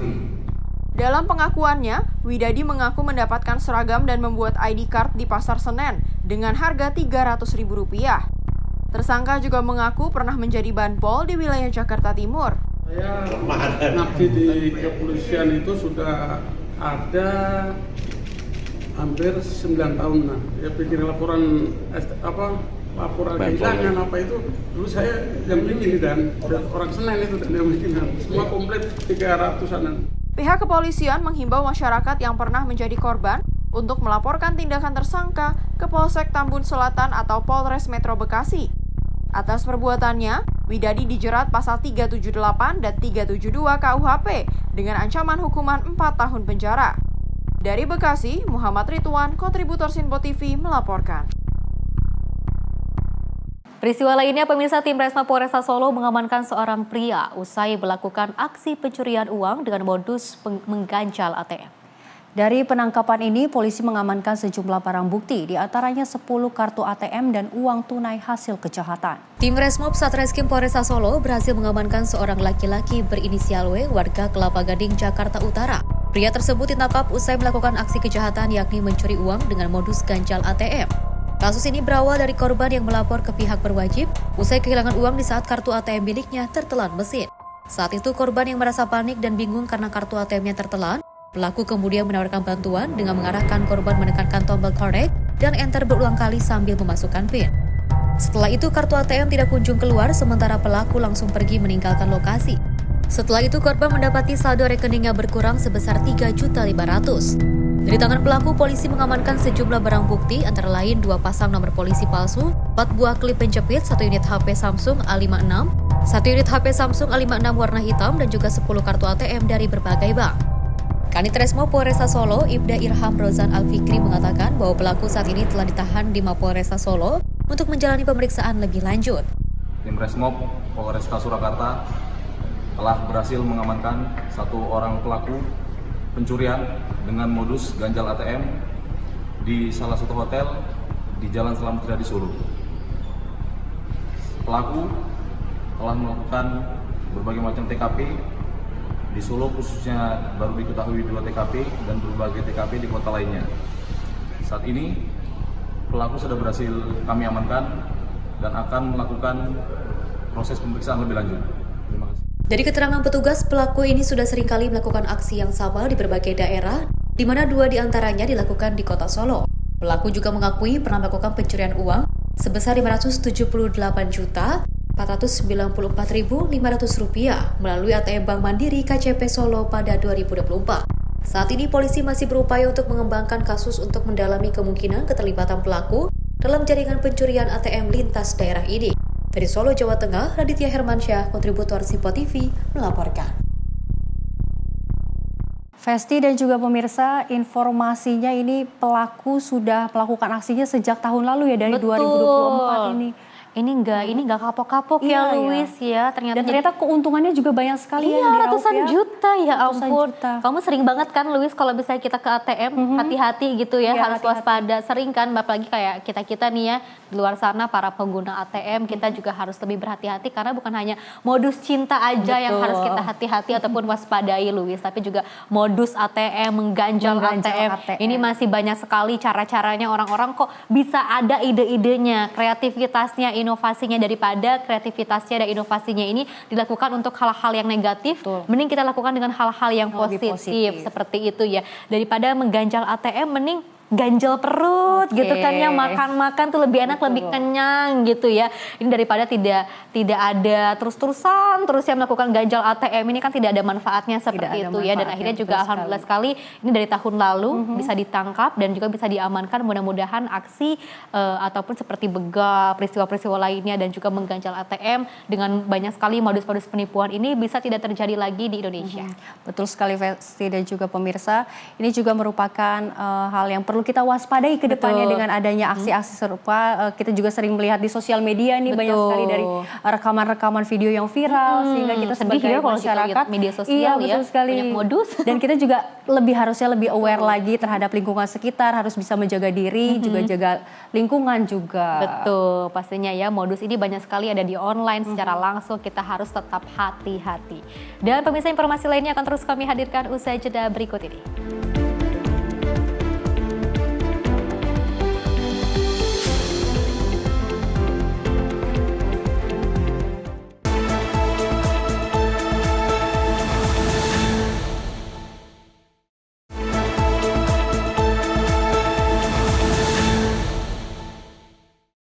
Pemirsa, terima kasih Anda masih bersama kami dan kita lanjutkan informasinya. Dari Presiden Prabowo Subianto secara resmi merilis program paket ekonomi 18+45-2025 di Istana Kepresidenan Jakarta pada Senin siang. Program paket ekonomi ini terdiri dari 8 program akselerasi 2025, 4 program yang dilanjutkan di tahun 2026, dan 5 program penyerapan tenaga kerja. Presiden Prabowo Subianto menggelar rapat terbatas dengan sejumlah menteri di Istana Kepresidenan Jakarta pada Senin siang. Dalam rapat tersebut, Presiden Prabowo resmi merilis program paket ekonomi 8+4+5 2025. Program paket ini terdiri dari 8 program akselerasi 2025, 4 program yang dilanjutkan di tahun 2026, dan 5 program penyerapan tenaga kerja. Adapun beberapa program, yakni subsidi gaji bagi pekerja berpenghasilan di bawah 10 juta, perluasan insentif pajak penghasilan pasal 21 atau PPh 21 yang ditanggung pemerintah. Selain itu, perlindungan sosial bagi pekerja lepas, termasuk pengemudi ojol, hingga program cash for work ataupun kerja padat karya di sektor perhubungan maupun di sektor perumahan. Dan rapat dengan Pak Presiden tadi membahas terkait dengan kebijakan yang akan diambil, yang kita beri nama program paket ekonomi di tahun 2025 ini, yang terdiri dari 8 program akselerasi di 2025, 4 program yang dilanjutkan di 2026, dan 5 program yang terkait dengan andalan pemerintah untuk penyerapan tenaga kerja. Mungkin slide-nya boleh ditayangkan. Nah, dari 8 program akselerasi pembangunan tersebut, yang pertama adalah magang lulusan daripada perguruan tinggi dengan kriteria maksimum fresh graduate 1 tahun. Apakah itu S1, D3 dan yang lain, itu di link and match-kan dengan dikerjasamakan dengan sektor industri, di mana penerima manfaat di tahap pertama 20.000 orang, dan selama proses bekerja diberikan uang saku sebesar upah minimum UMP, dan ini untuk 6 bulan dan anggarannya sudah disediakan sebesar 198 miliar. Yang kedua, mungkin yang terkait dengan perluasan PPH 1 ditanggung pemerintah yang kemarin sudah dilakukan untuk sektor padat karya, ini dilanjutkan ke sektor pariwisata, hotel, restoran, dan kafe.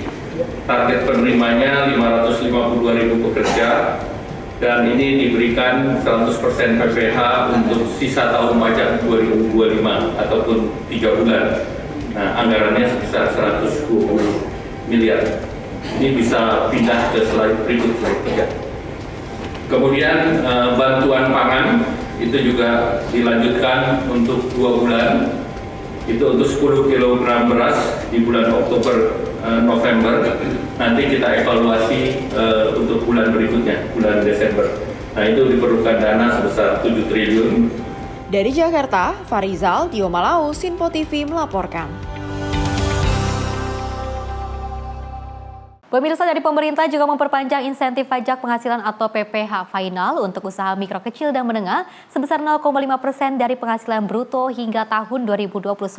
Kebijakan ini berlaku bagi UMKM dengan maksimal penghasilan 4,8 miliar setahun dengan tujuan untuk meringankan beban pajak dan penyederhanaan kewajiban administrasinya. Hal tersebut disampaikan langsung oleh Menteri Koordinator Bidang Perekonomian Airlangga Hartarto usai menghadiri rapat terbatas bersama Presiden Prabowo Subianto di Istana Merdeka Jakarta. Airlangga mengatakan pemerintah sudah mengalokasikan dana senilai 2 triliun untuk menjalankan program ini sepanjang tahun 2025. Adapun wajib pajak atau WP yang terdaftar sebagai UMKM telah memenuhi kriteria mencapai 542.000 orang. Nah, kemudian paket 4 tadi yang 8 sudah saya jelaskan. 8 diberlakukan untuk mengakselerasi di 2025. Yang 4 adalah yang akan dilanjutkan di 2026.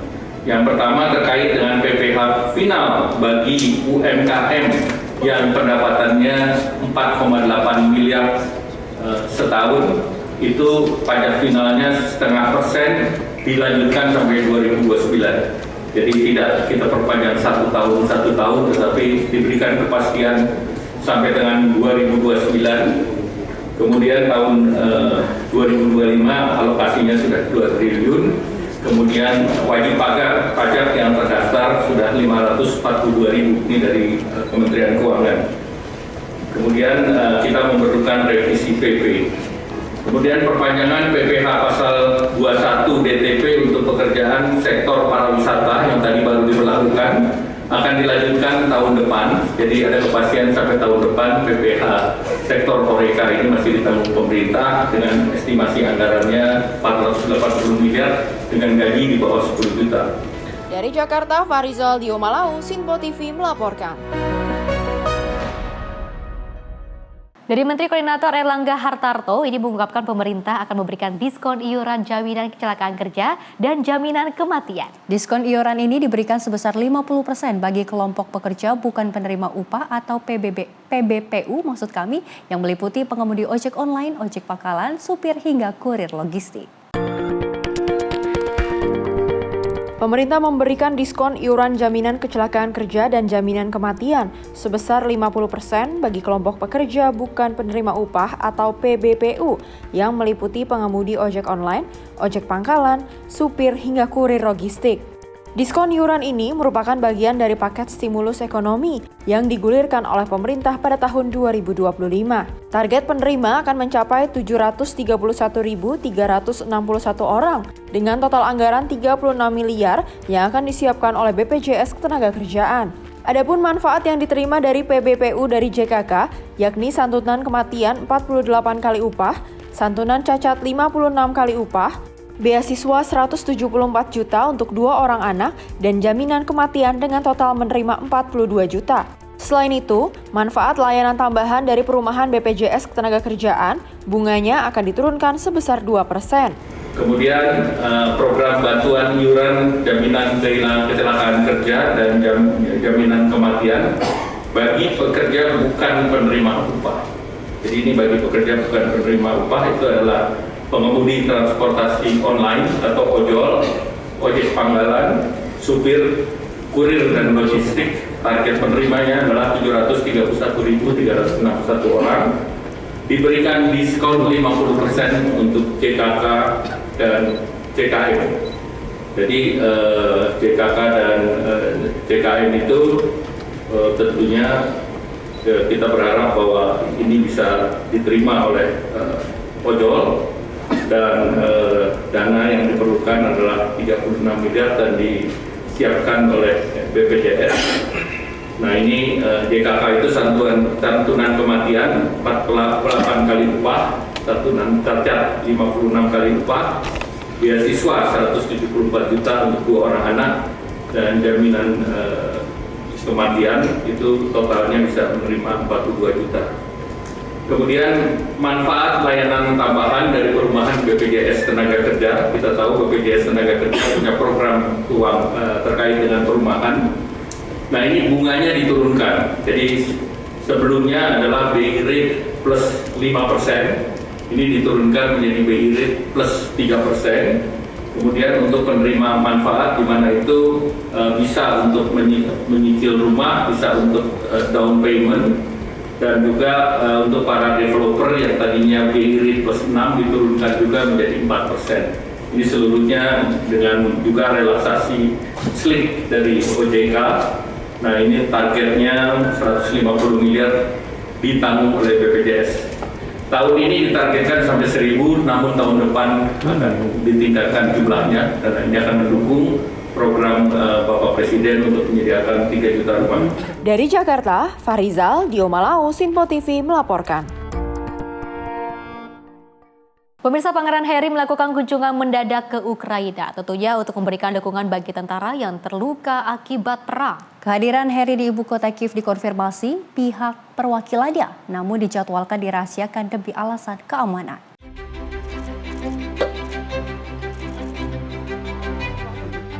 Kunjungan ini merupakan kali kedua sejak invasi besar Rusia pada 2022. Sebelumnya ia sempat mengunjungi kota Lviv pada April lalu. Melalui Yayasan Arkwell, Harry bersama istrinya Meghan Markle menyumbangkan $500.000 untuk membantu anak-anak yang terluka di Gaza dan Ukraina. Dana tersebut akan digunakan untuk evakuasi medis dan pengembangan prostetik bagi anak-anak yang mengalami cedera serius. Selama di Kiev, Harry dijadwalkan bertemu Perdana Menteri Yulia Sviridenko, mengunjungi Museum Sejarah Perang Dunia II, serta bertatap muka dengan sekitar 200 veteran. Kunjungan ini bertepatan dengan lawatan Menteri Luar Negeri Inggris, Vete Koper, yang mengumumkan sanksi baru terhadap pendapatan minyak dan suplai militer Rusia. Kunjungan ini menegaskan solidaritas Inggris di tengah serangan Rusia yang semakin intensif terhadap Ukraina. Tim redaksi Sinpo TV melaporkan. Pemirsa, NATO menggelar pertemuan darurat menyusul masuknya sejumlah drone Rusia ke wilayah udara Polandia yang juga merupakan bagian dari aliansi. Pesawat tempur Polandia dan juga Belanda menembak jatuh beberapa drone tersebut.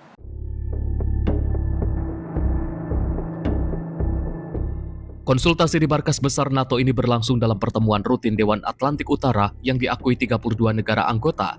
Namun Perdana Menteri Polandia Donald Tusk menegaskan pembahasan dilakukan berdasarkan pasal 4 dari Traktat Pendirian NATO tahun 1949.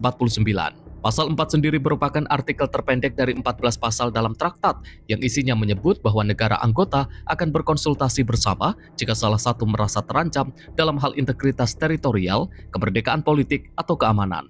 Menurut analis Bob Dean dari lembaga think tank Clingendale di Den Haag, pasal 4 dirancang untuk meningkatkan koordinasi dan pemahaman bersama di dalam aliansi menghadapi ancaman eksternal.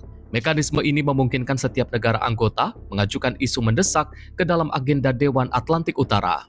Insiden di Polandia ini terjadi 3 hari setelah Rusia melancarkan serangan udara terbesar ke Ukraina sejak perang dimulai. Tim redaksi Sinpo TV melaporkan.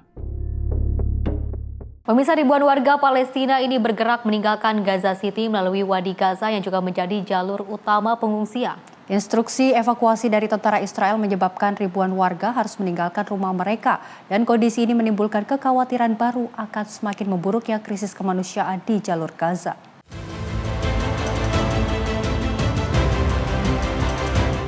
Warga dengan bawaan seadanya berjalan kaki meninggalkan rumah mereka di bagian utara Gaza.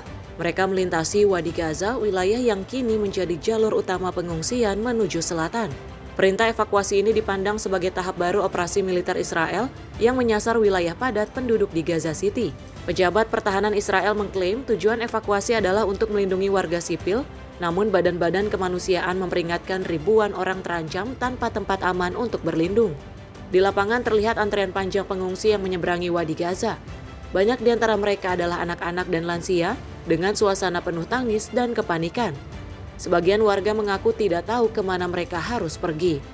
Menurut laporan PBB, sejak operasi militer dimulai, ratusan ribu penduduk telah dipaksa mengungsi. Hal ini memicu krisis kemanusiaan terburuk di jalur Gaza dalam beberapa dekade. Hingga kini bantuan yang masuk masih terbatas, sementara makanan, air bersih, dan obat-obatan semakin langka. Tim redaksi Sinpo TV melaporkan. Pemirsa, pasukan Israel melakukan penyerbuan ke kota Tulkarm di tepi barat dan menangkap sejumlah warga Palestina. Ketegangan di wilayah tersebut kian meningkat sejak 7 Oktober 2023.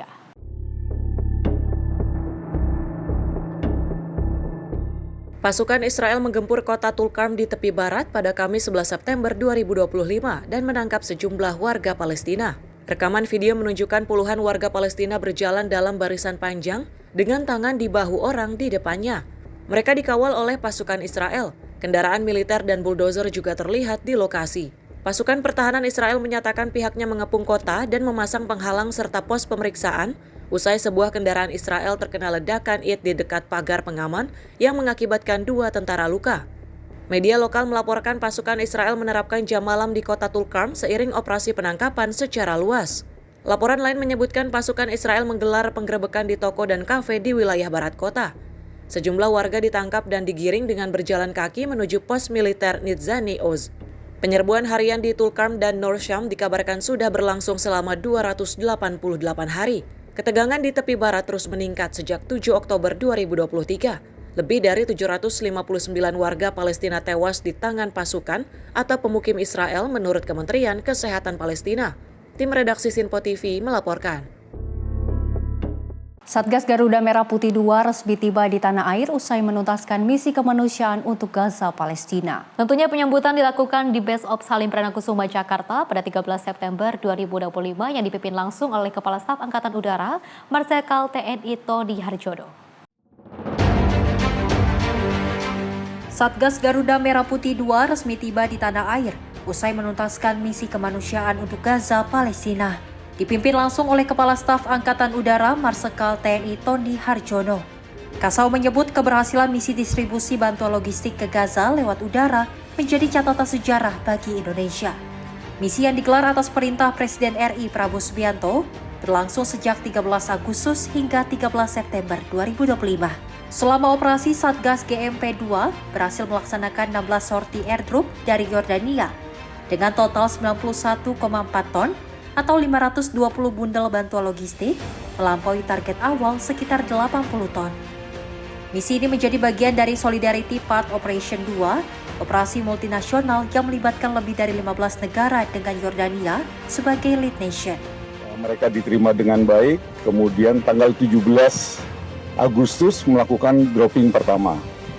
Dari tanggal 17 mereka melakukan dropping sampai dengan tanggal 28, total yang sudah di-drop seberat 91,4 ton.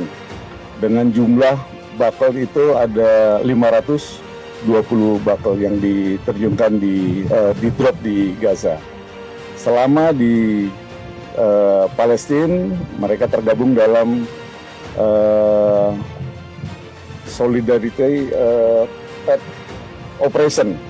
Ya, jadi ada 15 negara yang tergabung di dalam multinasional untuk perbantuan kemanusiaan di Gaza. Hanya tanggal 27 dan 28 mereka tidak bisa melaksanakan karena tidak mendapat rilis dari otoritas terkait. Keberhasilan tersebut menegaskan profesionalisme TNI, sinergi bangsa, sekaligus komitmen Indonesia mendukung rakyat Palestina dan nilai kemanusiaan dunia. Tim redaksi Simpo TV melaporkan. Panglima TNI Jenderal TNI Agus Subianto kembali memerintahkan pengiriman pasukan terpilih TNI untuk melaksanakan misi kemanusiaan di Gaza, Palestina. Tentunya Satuan Tugas Garuda Merah Putih 2 ini fokus pada pengamanan dan penyaluran makanan bagi warga sipil yang terdampak gempuran rudal Israel.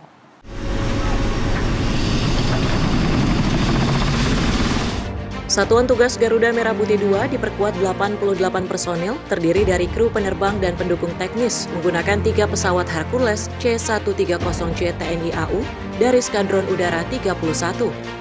Operasi bantuan kemanusiaan ini telah berlangsung sejak 17 Agustus hingga 9 September 2025 dengan total logistik sebesar 91,4 ton atau sekitar 520 bundel yang dikirim melalui airdrop dari Yordania dan Mesir. Panglima TNI Jenderal Agus Subianto menegaskan pengiriman pasukan merupakan bukti nyata solidaritas Indonesia untuk rakyat Palestina, sekaligus komitmen TNI dalam operasi militer selain perang sesuai amanat undang-undang. Sebagai bagian dari penugasan, perlengkapan airdrop berupa 1.286 unit payung udara dan 40 bundel logistik dihibahkan kepada pihak Mesir dan Basnas di East Cairo Air Base. Kegiatan penyerahan dihadiri Dubes RI di Kairo atas Pertahanan RI East Cairo Air Base Commander serta Brigade Commander LTC Esa Mustafa Mahfuz. Simpo TV melaporkan. Kementerian Luar Negeri memastikan tidak ada warga negara Indonesia yang menjadi korban saat kerusuhan Nepal terjadi. Sebanyak 134 WNI di Nepal dalam keadaan baik dan akan dipulangkan. Kementerian Luar Negeri memastikan tidak ada warga negara Indonesia atau WNI yang menjadi korban saat kerusuhan Nepal terjadi. Sebanyak 134 WNI di Nepal dalam keadaan baik dan akan dipulangkan. Namun Juda menambahkan ada sebagian delegasi asal Indonesia yang menginap di salah satu hotel yang menjadi sasaran amuk massa. Meski begitu, keadaannya kini aman. Kini Kemlu telah melakukan komunikasi dengan Kedutaan Besar Republik Indonesia di Dhaka, Nepal sejak peristiwa kerusuhan itu pecah. Mereka langsung mengambil langkah perlindungan untuk para WNI di sana. Dapat kami sampaikan bahwa sejak peristiwa kerusuhan terjadi di Nepal, Kementerian Luar Negeri telah melakukan koordinasi secara intensif dengan KBRI Dhaka.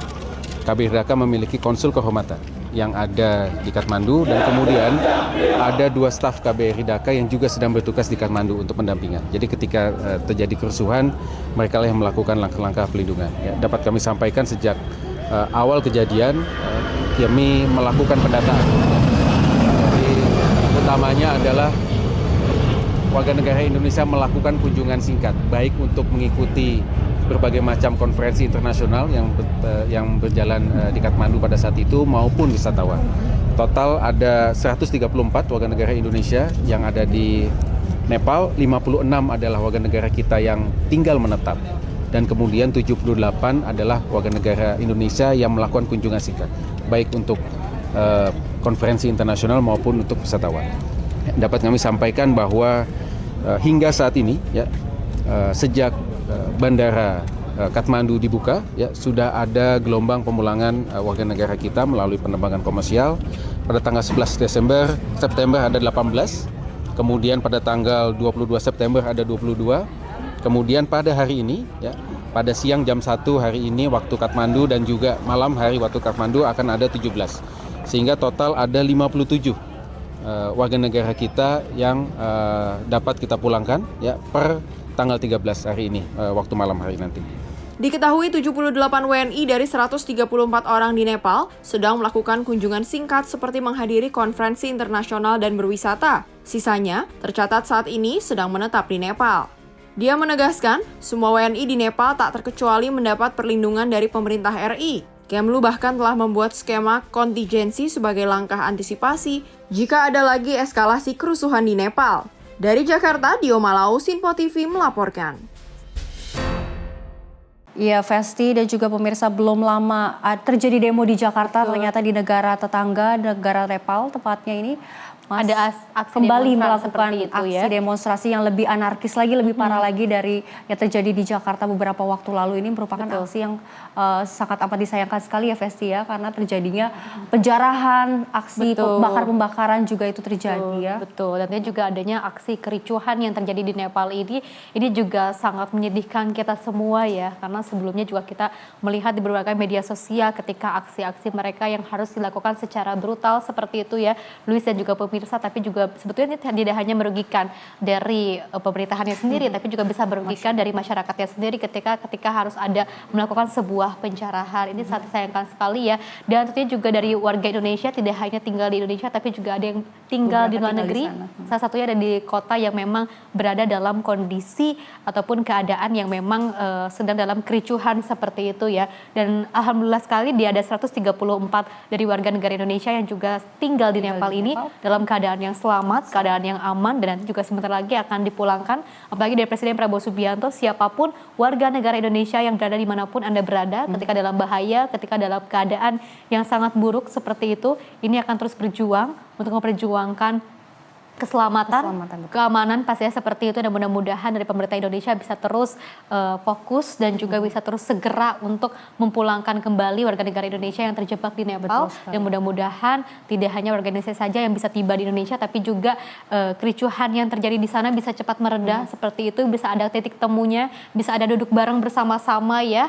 Jadi daripada kita harus menghancurkan segala bentuk fasilitas yang ada, tapi kita bisa langsung melakukan hal-hal mungkin negosiasi yang baik, karena kalau kita lihat kan dari Presiden Prabowo Subianto ini kan memiliki jiwa negosiasi yang sangat luar biasa. Beliau ini bisa meluluhkan hati Donald Trump, dan kita juga harus bisa menilai ataupun mencontoh sikap dari hal tersebut seperti itu ya. Mudah-mudahan kedepannya ini ada titik temunya, tidak ada kericuhan lagi, tidak hanya di Indonesia mungkin, tapi juga di Nepal dan di negara-negara lainnya, khususnya Palestina dan Israel ini bisa terus bersama-sama, dan juga tidak ada ketegangan di kawasan Timur Tengah hingga menyebabkan berbagai negara yang juga turut beradu, turut juga melemparkan sebuah rudalnya hingga menewaskan beberapa warga, dan karena kan dirugikan kan juga banyak ya Luis ya. Ini juga sangat sayang sekali, sangat menyedihkan sekali, dan mudah-mudahan kita semua bisa terus dalam kondisi dan juga terlindungi dari hal-hal yang berbahaya. Dan pemirsa, informasi tadi sekaligus mengakhiri jumpa kita. Saya Vesti Ramadi dan saya Luis Ayu. Terima kasih atas kebersamaan Anda. Dan sampai jumpa.